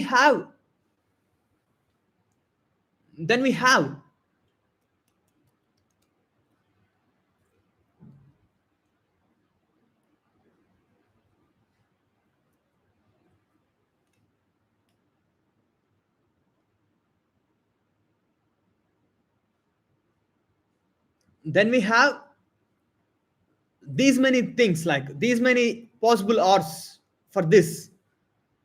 So let's say we are also maintaining that count for everything. Along with this step, we are also trying to maintain the sum of this, the sum of this, the sum of all such y's which are less than this. We're trying to maintain that count, let's say. If you are maintaining that count too, now how to proceed for I minus 1? Let's say you're adding one more thing. How to proceed? This higher. How do you build this step? You have all these things in a line. You have this index, all these things in a line, and for this you have number of things less than this summation you have. Okay, let's say number of things less than this. So for this thing in this block, you have y less than, you have summation of their lengths from here to here. You have that in this block. You have its position, you have that summation of their y's weights. Okay, you have those things. But when you are at I minus 1, this may be a bit bigger than this, right? So now the new block is this. Okay, and then if it is even here, this block should be removed, this block should be removed, this block should be removed, and the remaining things will be there. So there is a stack procedure where we remove few things and then where we add a new thing. So now if I can get in this range, I want whatever the y's are, whatever the y's are, whatever the y's are. If I can get that summation very quickly for this new block, these blocks are pre-existing. We have their answer already. But if I can get this new block's answer quick, I have solved the problem. I can proceed further and then I have solved the problem. Okay. It's a bit complex, but did you guys understand that? This is a guy. That's definitely a guy. If it's a girl, you have my number, I guess. If it's a guy, nah. Uh,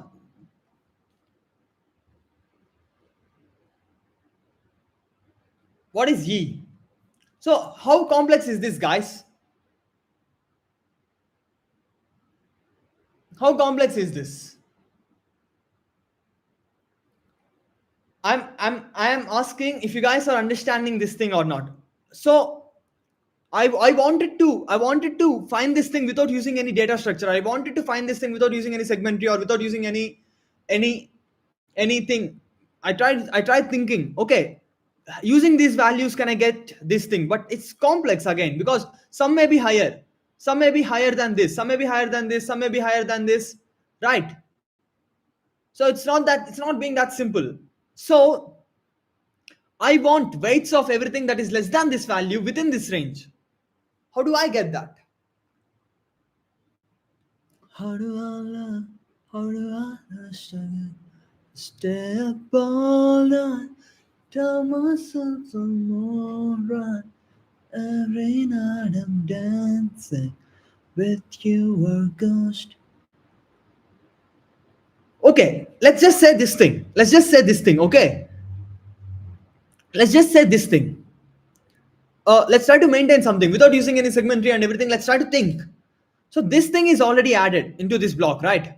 This thing has already been added into this block, but something that is greater than this has not been added. Something that is greater than this that has been not been added. Okay. So let's say for all these y's, all these possible y's, let's say some things are not yet added. Okay. Let's say some things that are not yet added. Let's say some things that are not yet added. We are maintaining them somehow. Okay. These y's have not been added yet. Okay. We have these y's that has not been added yet. Okay.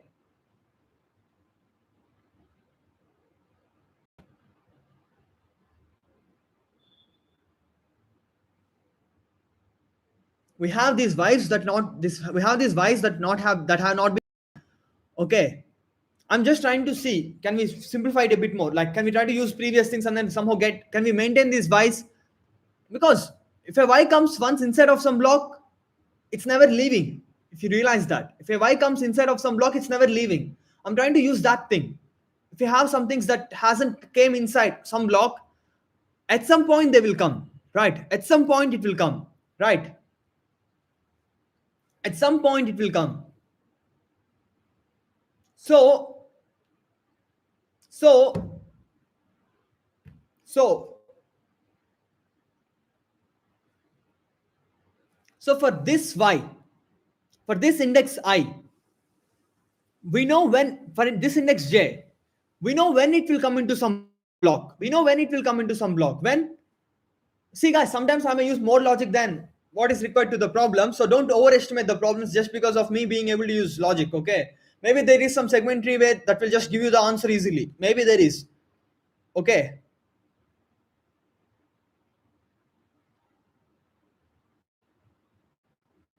because maybe there is a, or taking answers of all these things less than or equals to this. Answers of all these things less than or equals to this can be added. Things between these two should be added, but then again, it's not that simple, I think. So, 1 minute. I think with some segmentary kind of things, it can be done easily. Okay, not segmentary, at least Fenwick tree. I think maybe we need Fenwick tree too. I'm thinking even without using Fenwick tree, can we solve this or not? But maybe with Fenwick tree, not that difficult. Why? Because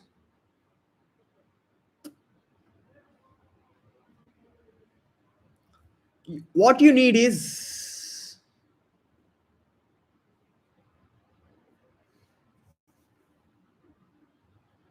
let's think some more time. Let's think some more time. I hope I don't waste too much time.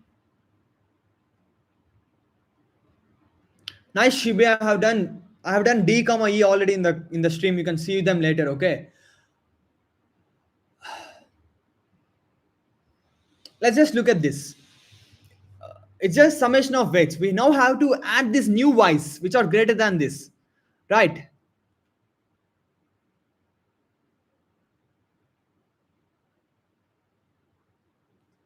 So for all these y's, within this range, can I know what are those y's? Can I get them somehow quicker? Can I get the y's in this range which is greater than this value quicker? Oh, sorry, which is less than this value but greater than these values. I mean, which is greater than this thing, which has not been added yet, but then less than this value. Can I get them quick? So we have y's that has not been added yet. Okay, some y's are empty. We want to find something that is less than this thing. Okay,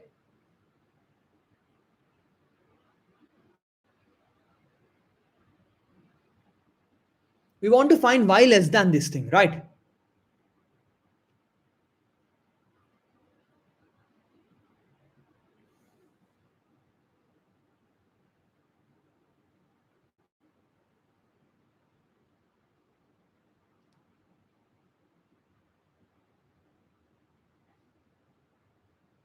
Or you can remove these things and then still again compute for all y's less than or equals to these things, but then lies in between these two. We have to compute all of them. Okay, if you can compute y less than or equals to this till here, you can again subtract this part. I think if you can compute y less than or equals to this thing till here, maybe you can subtract y less than or equals to this some value till here, and then you will get the answer. Okay, so we want y less than or equals to something over all prefixes, over all suffixes. Let me think some more time, please.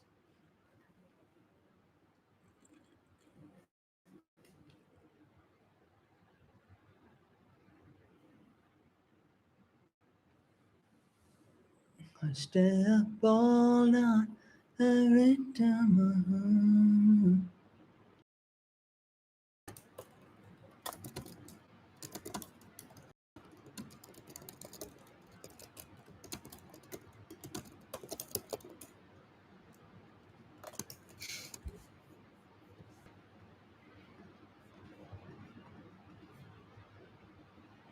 If we can know within this range what are all the less than or equals to weights of all the things less than or equals to, we are done, right?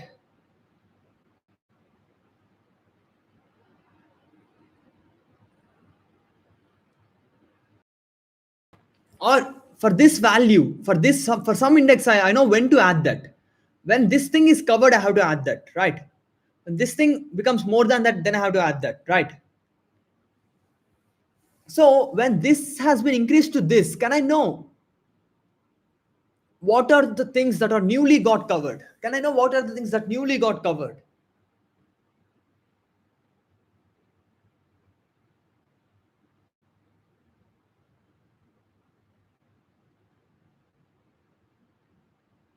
So among all y's,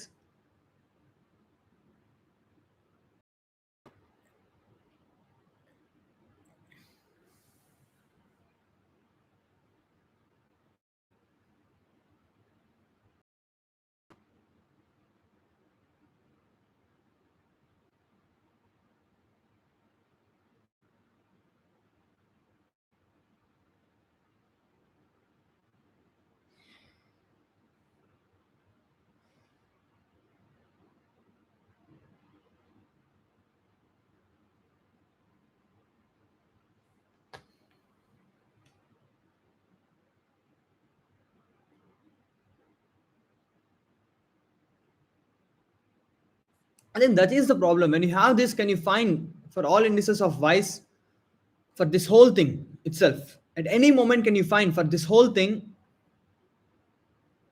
for this suffix,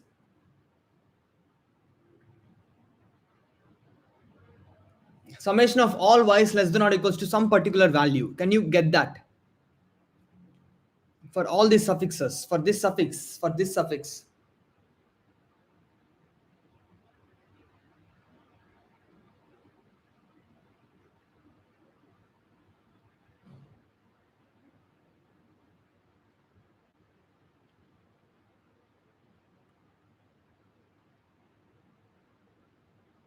Why does it, how does it have 1k solves? Like, this means it's not that difficult. Can I see it in some other way that makes this must be computed, right? And it's already simplified a bit. It's already simplified a bit with given y we know what's its value, right?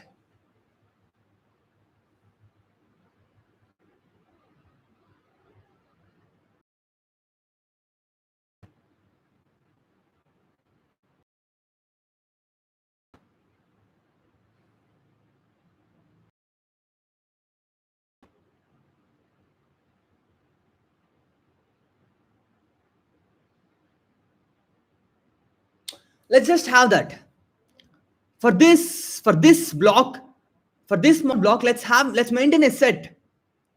That seems too much, but let's maintain a set that gives us value comma j, y of j comma j. It's sorted in this order, okay? Let's maintain that set for these things. Okay, now what do? We will remove few smaller things from this block, right? From this block we will just remove from some smaller things, right? That's what we do. And then we have remaining elements in that set, but then we have to combine that set with everything else. Combining that seems a bit difficult, right? I mean, we have to combine multiple different sets now. If we use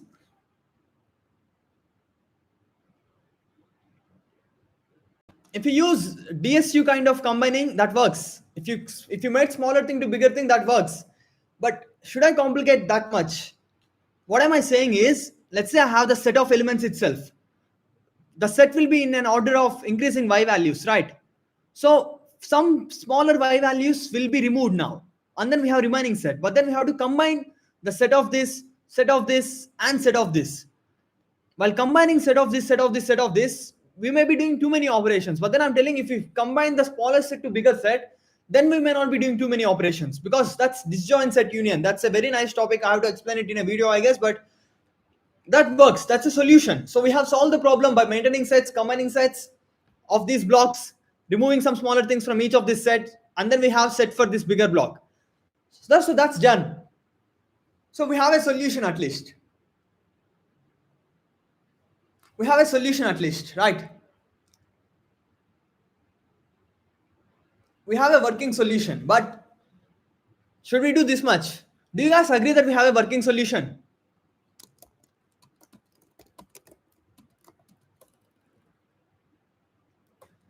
Nigga, if you're a guy, I'm not falling for such messages from girls. I talk to too many girls, so I don't care much, really.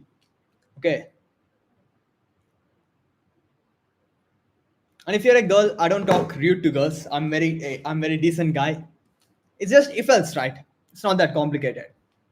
Uh, I'm doing lead code since just see. Do you guys? Yeah, guess so, right? It's a bit solved. It's a bit solved, right?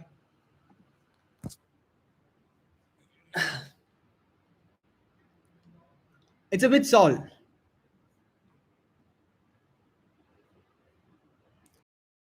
Sets of all these things, but then while combining sets, I can make smaller thing to bigger thing. So before this, I'll try to see if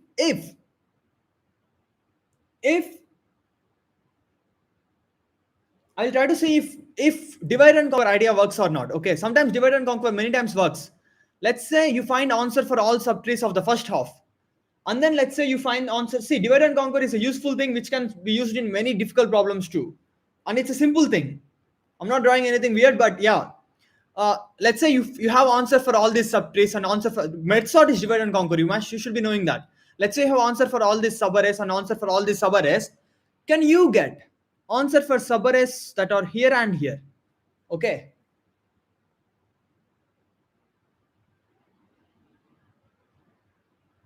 it's a question now. Okay, so if you see that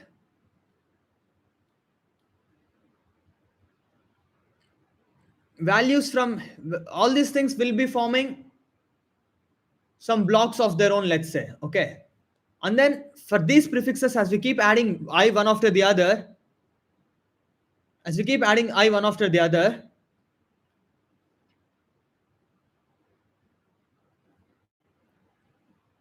as we keep adding I one after the other, is anything simplified, because we can do O of n operations now. We are adding these things one after the other, and then I don't think it's being better. I don't think it's being any better, right?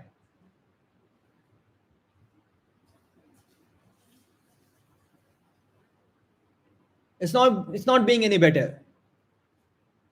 But then the blocks comma sets comma combining with disjoint set union idea will work. What do? You just combine all these sets, all these smaller sets, you just combine them. After combining them, what do? You remove things that are smaller than this. That's it. You just combine those smaller sets. You just combine this set, this set, this set, using disjoint set union kind of thing, where you made smaller things into bigger things, smaller things into bigger things, and that will not be O of n log n. And then you just remove smaller values than this thing. Sets are sorted in increasing order, right? You just remove smaller values than this. I think I'll just implement that. Okay, how's that? It's not too difficult of an implementation. First merge, finally remove. It's not that difficult of an implementation, right?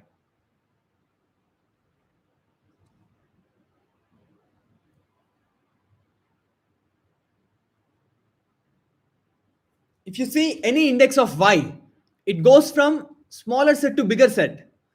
If you see any index of y, its size gets doubled. How many times that can happen to some index of y? Log n times at max, because size can't keep on doubling, right?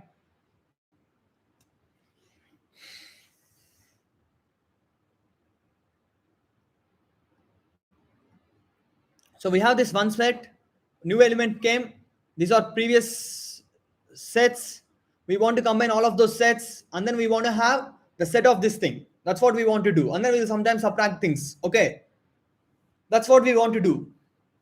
Removing things is fine. Should I implement this? Bro, I gave you advice, right? The fuck you mean advice again? Try more, bro. Don't look for perfect. What is perfect Okay, sorry. Who knows perfect programming? Okay, I'm sorry. I thought you were asking for some perfect plan. Try to do something at least, okay? So, guys, can you guys think I can implement this shit? Be very careful. Every index j has three things associated with it. What are those three things? One is its index j. Other thing is its weight. Its weight is n minus j. N minus j plus 1. And then its value with which we try to sort it. Y of j. Okay. This is what every index is associated with. And then we merge sets. And then we remove few things. Okay. We merge sets. Why are we maintaining sets instead of just vectors? Because we want them in the ordering of y. That's why we are maintaining sets. Okay. So each j has this thing. And then we try to combine all these sets. Okay. We try to combine all these sets. Okay. So if I have disjoint set union, I am done. And then it's just simple stack. In the disjoint set union, I will maintain y. I will maintain its y comma weight. Just weight is enough for me. Okay, because once I remove that, I need not care about the index. I can just add the weight to my answer. I can just add the weight to this. So guys, I'm going to implement this. Fine. You guys get it, right? What I mean?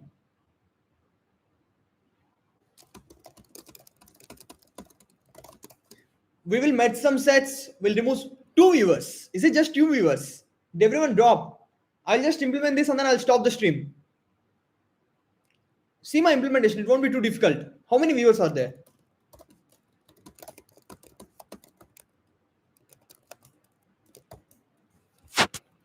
So see my implementation. I'll be a bit quicker. What do we have? Maybe disjoint set is not needed, but disjoint set is much better than other data structures that we know.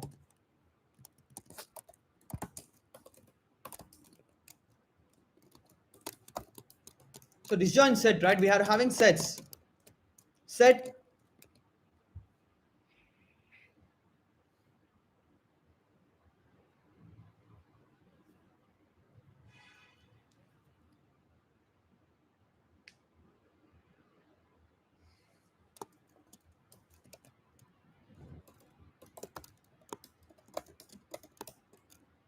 It is val comma weight, but the weights are unique. If you see, weights are unique, so so just set is enough. Multi-set is not needed because weights are unique, right? So set is enough. And then I'll just do basic, most basic. I will just do most basic, most basic disjoint set union. Okay. So how are we merging things? When you have this thing, all this is a group, all this is a group, all this is a group. Now we are trying to merge two groups, but while merging two groups, we will make the bigger thing go, smaller thing go into the bigger group. So comp of n will have a group together. A group will have its parent. Let the parent be something else. A group will have its parent. A group will have a parent, and then that parent will map us to this group. The parent will map us to this group. So instead of moving smaller thing to bigger thing, and then we'll adjust the pointers of parents. Okay. So this is the simplest thing we can have. And then we have int parent of n. Okay. Size of n. Okay. So initially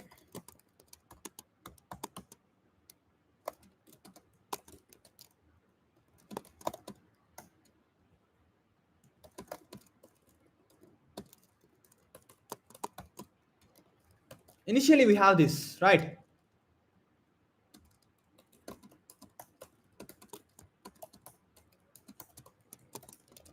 For all these j's, what should we do? Initially everything is among themselves. Let's assume initially everything is among just themselves. Okay. Initially everything is just among themselves. Let's assume. Okay. Then s of j dot inset of, we want val comma n minus j plus 1, but n minus j will work because it's 1 based in 0 based index, right? And then we have comp of j dot pushback of j, and then we have parent of j being j, because that's only single groups, right now only single groups are there. So this is done. Okay.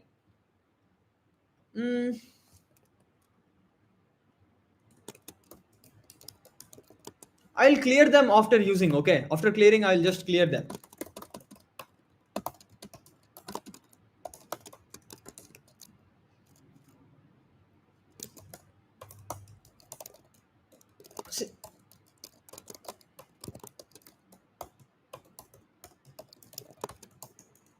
I like disjoint set union. So I think using disjoint set union, even if there is a simpler solution, is fine, because I like disjoint set union a bit.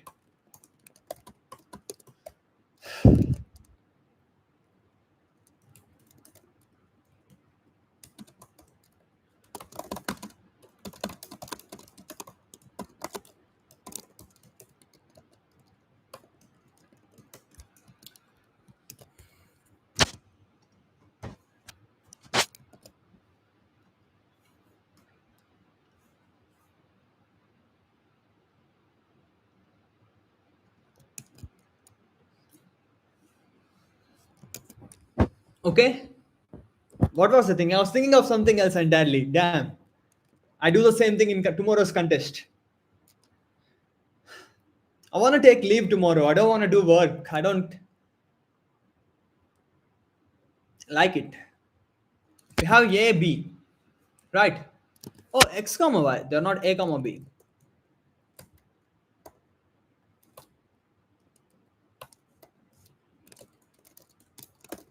Vector int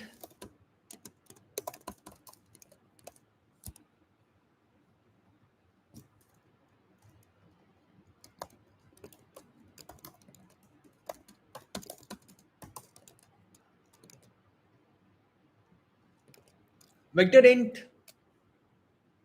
What does vector int have? It having this is a stack. What does this stack need? Stack is enough for us. Stack int s. So these things will be maintained in a stack. These things will be maintained in a stack. These blocks will be maintained in a stack, and then from stack top I will remove this, and then add this new thing. Okay, simple. And we know while removing all these stacks, we have to merge these sets. We have to merge these sets while removing the stacks to the initial set. Okay. So now we have this stack. I'm coming from back. Okay, while not s dot empty of and x of s dot top of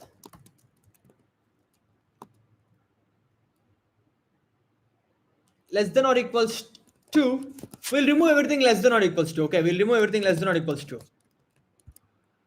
Remove everything less than or equals to. We have to do init dsu to init dsu of n comma y. Okay, we have initialized our dsu x of I. So what does this mean? The x of this top is smaller than our current value. So we are removing this thing. So while removing that, what will I do? While removing that, I will merge this set with our initial set. So we want to have this union of sets too. To merge two indices x comma y. X comma y seems a bit difficult with this, but then don't imagine. Just see, you have to have the scope. Just see x comma y inside of this scope. Okay. So this is DSU. Parent of x is that, parent of y is this. If it's already merged, they will have same parents, just return. If they are not merged, I want the smaller size. Okay. If the size is greater than, then swap of px comma py. So now px is smaller. If px is smaller, what should we do? Component group. We want to move everything in component of px to py. And then when we are moving, we will also mark their parent as py. And then we will move that to py. Moving hand by hand, but just moving smaller thing into big thing. Moving hand by hand. You have groups, you have moving hand by hand. But then once you move everything here, you will set everything that this is the pointer. You are having a pointer too. Because you cannot move everything this and then again move the big thing, right? We'll just have a pointer. Component of py dot pushback of y. I will also match the sets. Auto f s of, maybe I can just do that using this thing itself. Maybe I can just do that using this thing itself, but why? Just have it, just merge their sets, okay? Just merge their sets, okay? S of px, I will merge s dot insert of s of py dot insert of f. Done. So now I will clear component of px because that has been moved totally. And I will also clear s of px because that has been moved totally. But before clearing, I will update the size of py plus equals to size of px. Done. We have successfully moved everything in this to that. And then we have even maintaining our set. So we are done. We are good. So now what do we do? For this block, we have its group, right?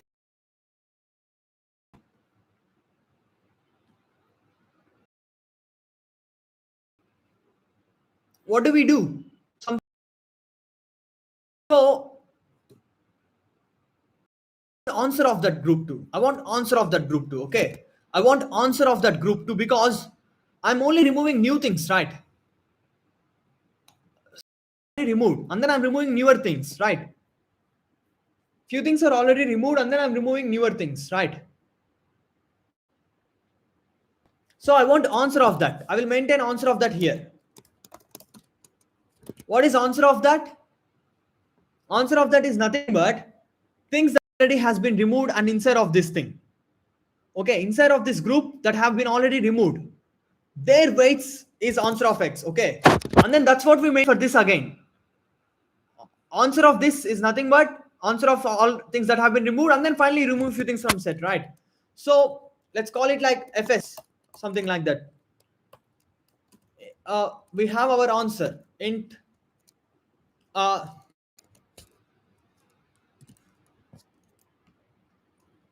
what should this sum be? Is there a better name for this summation of things less than or equals to this in this block? Summation of things less than or summation of weights less than or SW, maybe summation of weights. In SW of I equals to 0. And then swj equals to sw dot top of. Okay, we have two stacks. Stacks has this first index, stacks has this current value that has been removed already from the set. Okay, because I am adding everything that has been removed already to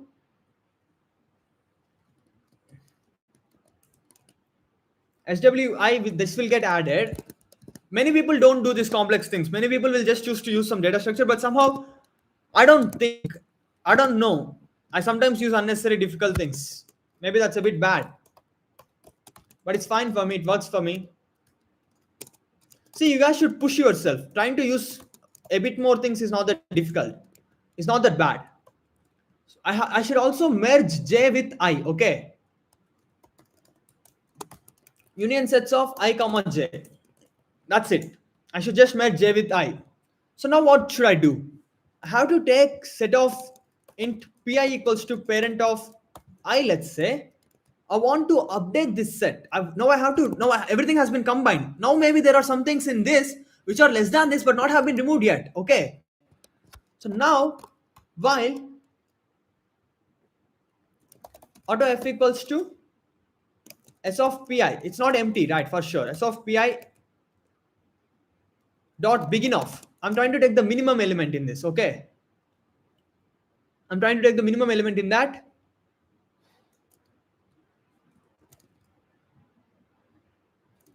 I'll just find those pairs first and then I'll remove them from the set, because removing from set sometimes it's somehow complex.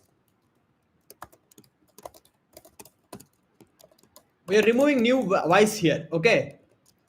While f not equals to s of pi dot end of and star of f dot first less than or equals to our value x of I, means star of x, star of f, we have put them into set, right? We have put this gamma y comma weights into the set, right? I'm going over the set and then I'm trying to see the first value. If it is less than or equals to the current slab that we have, then we are removing that. If we are removing that, we have to add that to our SWI plus equals to star f dot second. Weight we have to add. Okay. That weight we have to add, because the weight is that will be counted in all these subarrays that comes after that. That many things that will be counted. That's why we are adding that now. Okay. How we have came here? Number of y's that matches number of y's less than this. So if you fix one y, that will be counted in all these things, right? That's it. That's how we came here. Okay.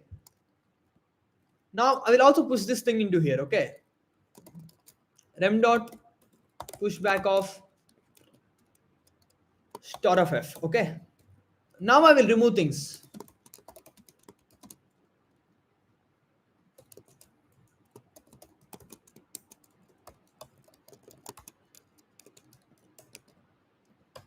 Now I will maintain our new stacks.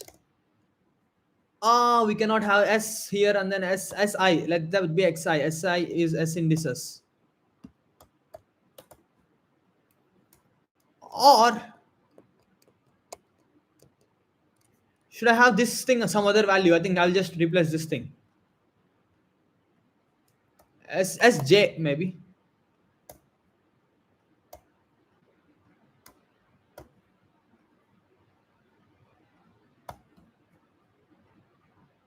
This is set. It's not sj. Okay. This is set. S dot push off. We have to push, not s, sj dot push off I.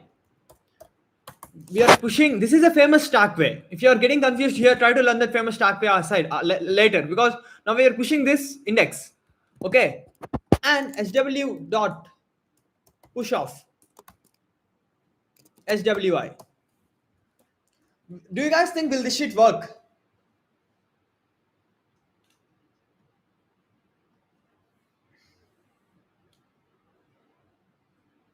And cursum is nothing but, okay, now we have sw of I, right? Cursum is nothing but sw of this plus sw of this plus sw of this. Okay, cursum is just that. So cursum is, we have to subtract SWJ, and then we have to add SWI, and then we have to add this to answer. I don't know if I'm doing two complex things unnecessarily, but yeah, that's it. Cursum is something that has SW of I and everything, okay?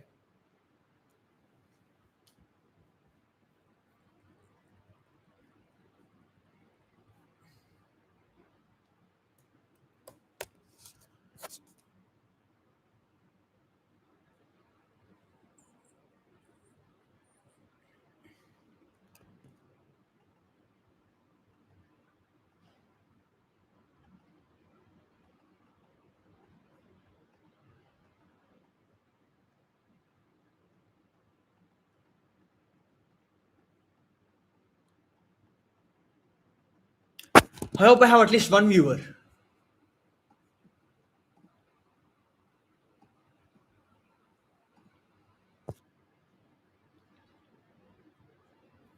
I have learned everything on my own, bro.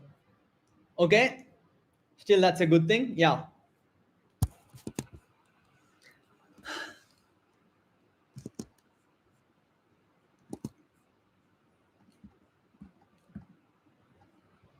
See, I'm telling you, before you think you need to learn something, learn to use what you already know. Okay? That's what we lack. We can't see problem and we need resources. We can't use what's in problem. See, what I mean is, yeah, I'm using some things which I've already done before, but then you can go on easier problems and then you can try to do them a bit better. Maybe then you'll come across DSU. DSU is not that weird thing. DSU is very famous thing. Like the video too. DSU is famous. DSU is not that. See, stack process is famous. DSU is famous. These are very famous things that I'm using. I'm not using some very weird things. Stack procedure is very famous. DSU is very famous. But then why is this coming? If I just not remove anything, just not remove anything. Okay, I'm not doing plus plus.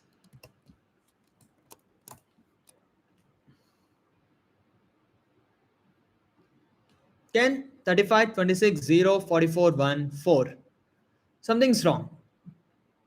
There's something about the way that you walked into my living room, casually and confident, looking at the mess I am, and still you want me. Let's just output our SW of I and cursum of I.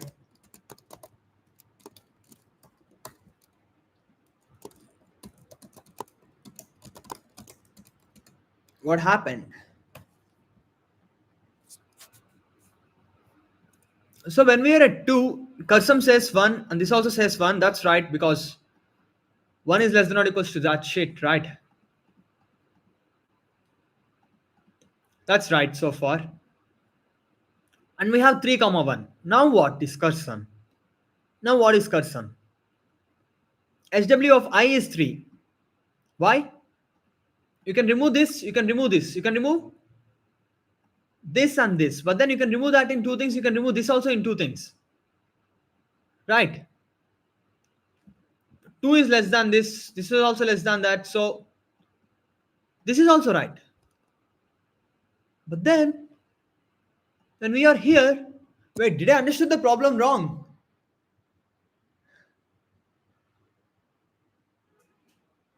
Four also can be removed from 3 things. So answer is 3 plus 2 plus 1.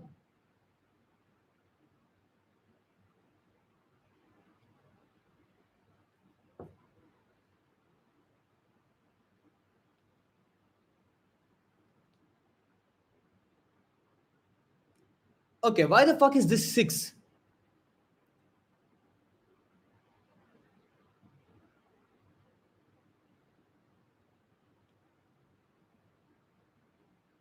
Because it's 3 plus 2 plus 1.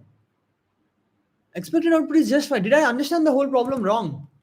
Guys, I should have seen the test cases, right?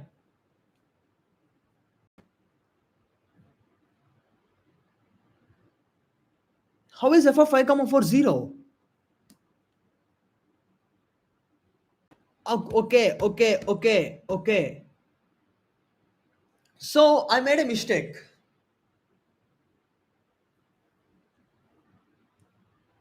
I made a mistake that the values we have here, if it is so, so the when we are counting weights, okay, when we are counting weights, we have to specifically check for this initial element, okay.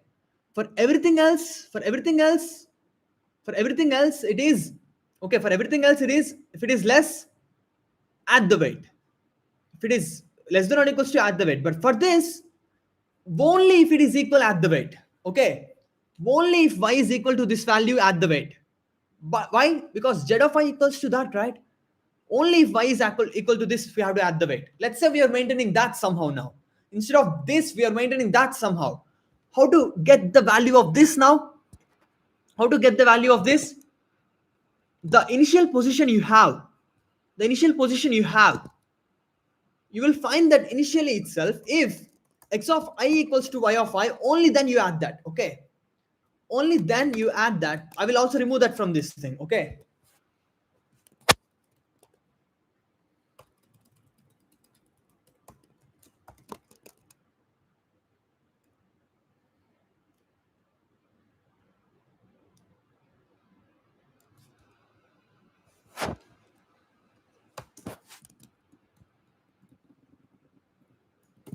So let me just remove that thing, okay? S of I,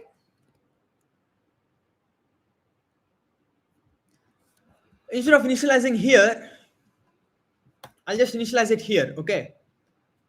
So S of I has not been initialized yet, okay? S of W is the first thing. Only if this happens, we will add n minus I things, okay? Only if that happens. So now it is empty. Initially, the above set is empty and still we are merging. So what we are merging? We are merging other sets. We are fine so far. We have merged everything, but the set, we haven't included this value, okay? Now,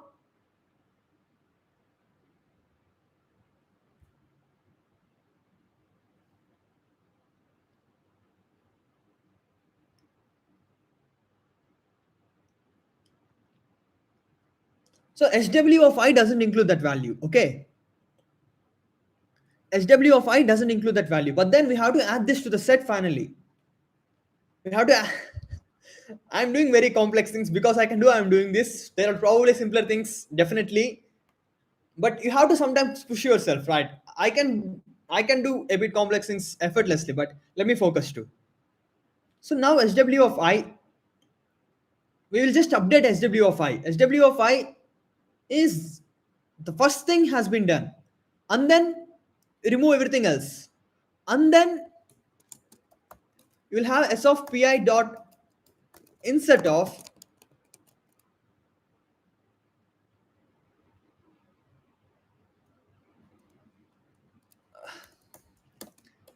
y of I comma n minus I.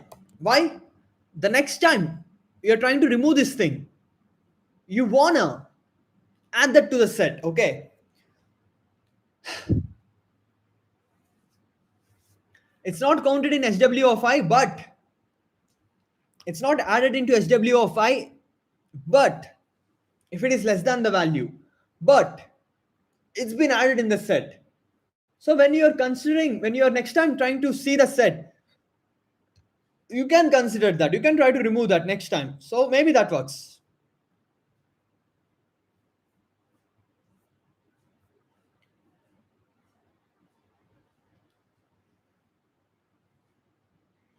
So now 1 comma 1 is right.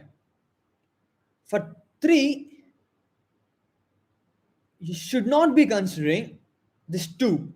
It should have just been 1, which has been already removed. Right? Wait, 1 has not been removed yet. 1 has not been removed yet. So when we are combining, we might have removed 1. Right? Other things we combine, we're removing 1. So while removing 1, you might have added 1.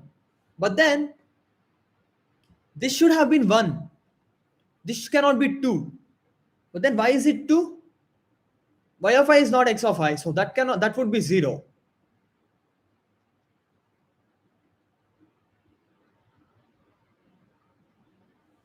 One minute.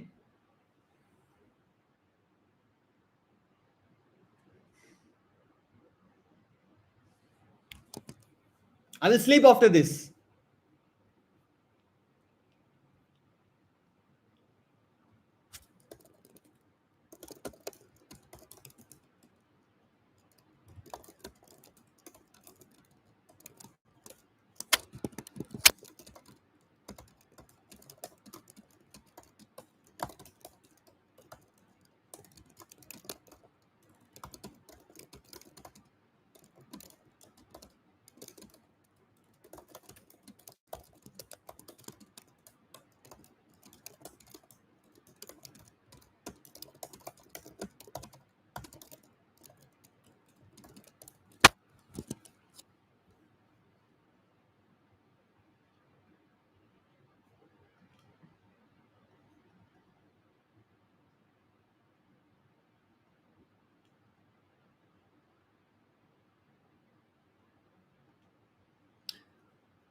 So let me print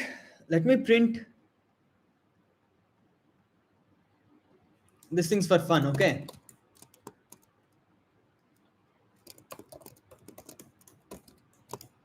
I'll sleep after this, guys.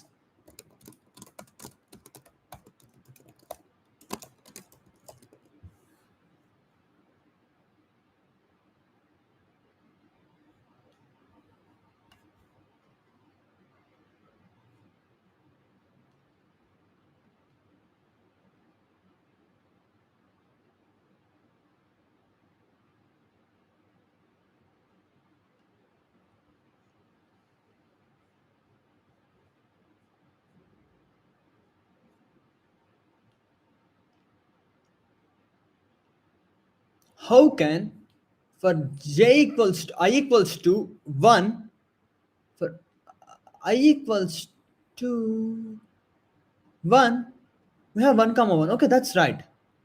For I equals to 0, we have 2 comma 2. That's also right. So is this 2 correct? How is this 2? What is that? SW of I. Is that 2? That cannot be 2, right? What are we removing? Wait. Wait a minute. We are removing 1 comma 1. So when you remove 1 comma 1, SW of I will be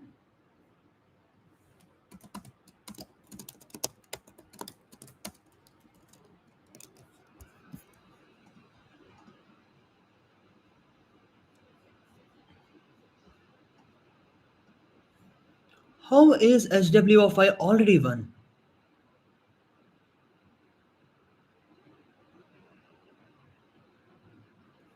We are removing these things, so 1 minute. We are removing those things, so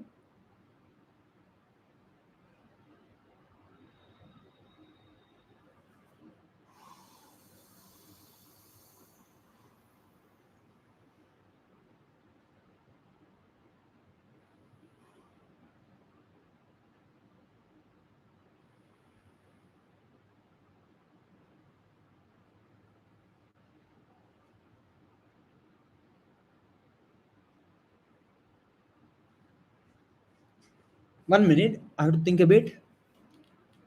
So SW of J1 has been pushed. I'm adding this. Why am I adding that? Because I thought SW of J had everything already removed. Count. Plus this being equal, right? But now I'm adding this again. So what should I do here? While removing this, because SW of J of I add this thing.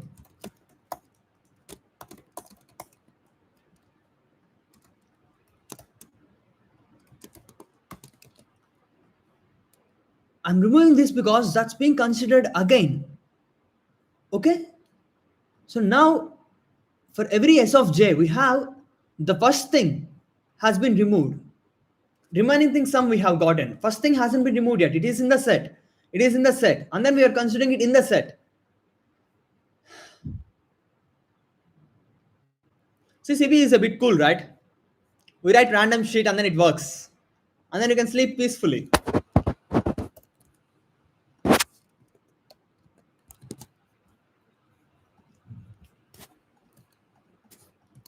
But the logic I have used, I'm just using it because I can use it. Okay. You guys don't be so uh don't assume things like, okay, to do this problem if we need this much of logic. Nah, definitely not. I wanted to use standard procedures. I wanted to maintain many things in my mind, and then I wanted to know where perfectly maintain many variables. People can't maintain these many variables. People can maintain one, two, three, four, and then so many variables above, and then just update them at ease at night 1 o'clock while doing stream, while talking all the time, while trying to.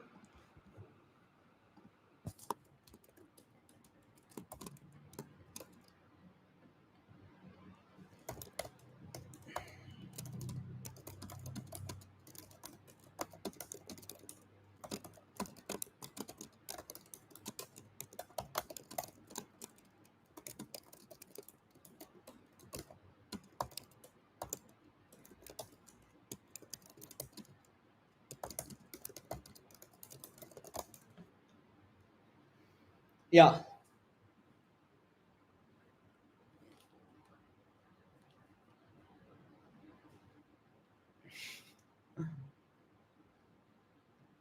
So I'll try to solve a comma b and then I'll leave. Okay.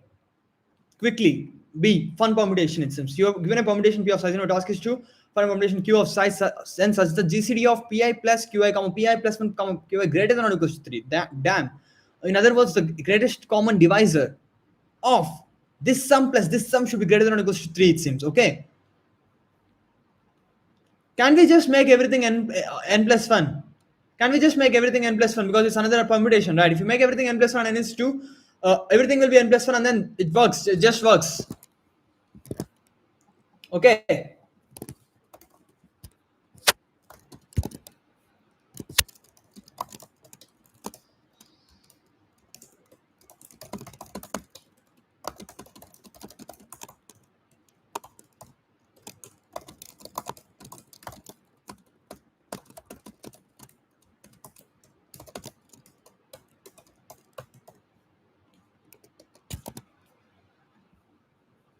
It may fail, but still this may pass, right? I just have to check if I'm just reversing them or not.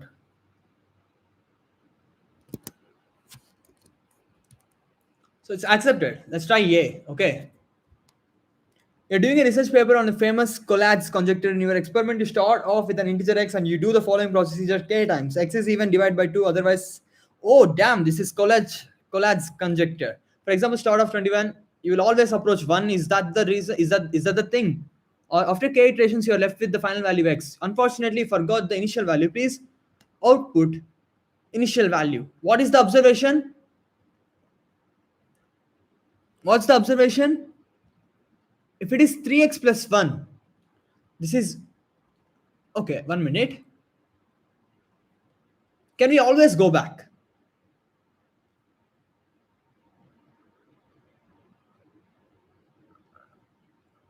This doesn't seem that easy. If x is even, okay, what is this? If x is even, all two multiples will be gone. And then when it is odd, when x is odd, only then you will set that to here, right? Only then you will set that to set that to here, right? So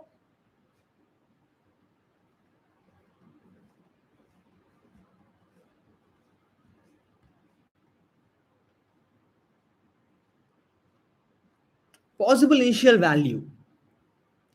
Can I just multiply 2 20 times to whatever the k is?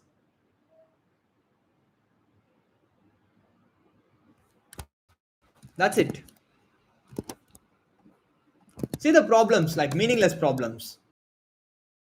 Even do this thing. So just we want initial x, right?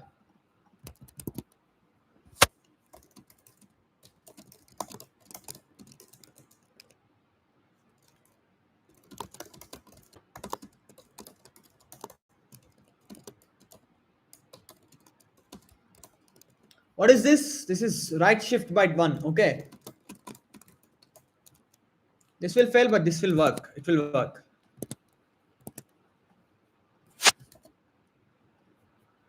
So, guys, that's it. I'm sleeping probably today.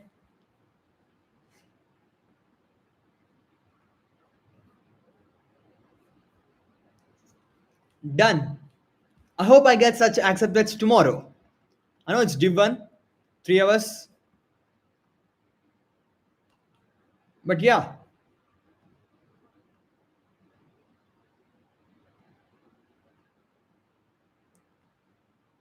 The fuck am I doing? I'm teaching on YouTube, right? Today you might have learned stack thing. Today you might have learned stack thing. Today you might have learned disjoint set union. How can you maintain things? If you focus, see, you have content here. You can try to learn these things. You're not willing to learn, and then don't say like it comes from inside. If you want to learn, you will learn somehow. Okay. I mean, I'm not even telling this is some learning thing. It's fun. You can learn. You can try to think. You can try to think, and then if you submit a problem, you will feel good, right? If you submit this problem, you will feel good. Maybe if you submit some easier problem, you will feel good. There is reward too. It's not that difficult. And I have done some shitty thing here. Why can't you just try to find the next bigger thing? The next bigger thing. There are problems like that. Try to see these things. Try to follow when I'm telling. But mine are much bigger ideas. So you can go and solve much easier problems, and you learn things, right? We have learned few things today. We have learned few things. Okay.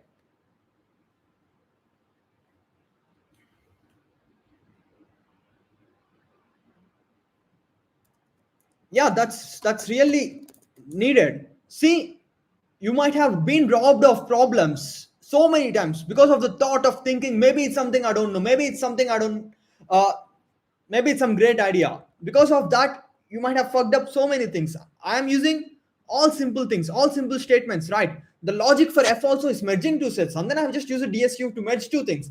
Maintaining, you can do these things, right? Okay, if I have this information of this thing, of these things, trying to combine them, you can maintain that information, right? And then I'm using some techniques of, see, these techniques don't need topics. Okay, maintaining current sum of these things that are in the stack, but these things itself needs good amount of logic. You cannot do these things if you were here instead of me sitting in this chair.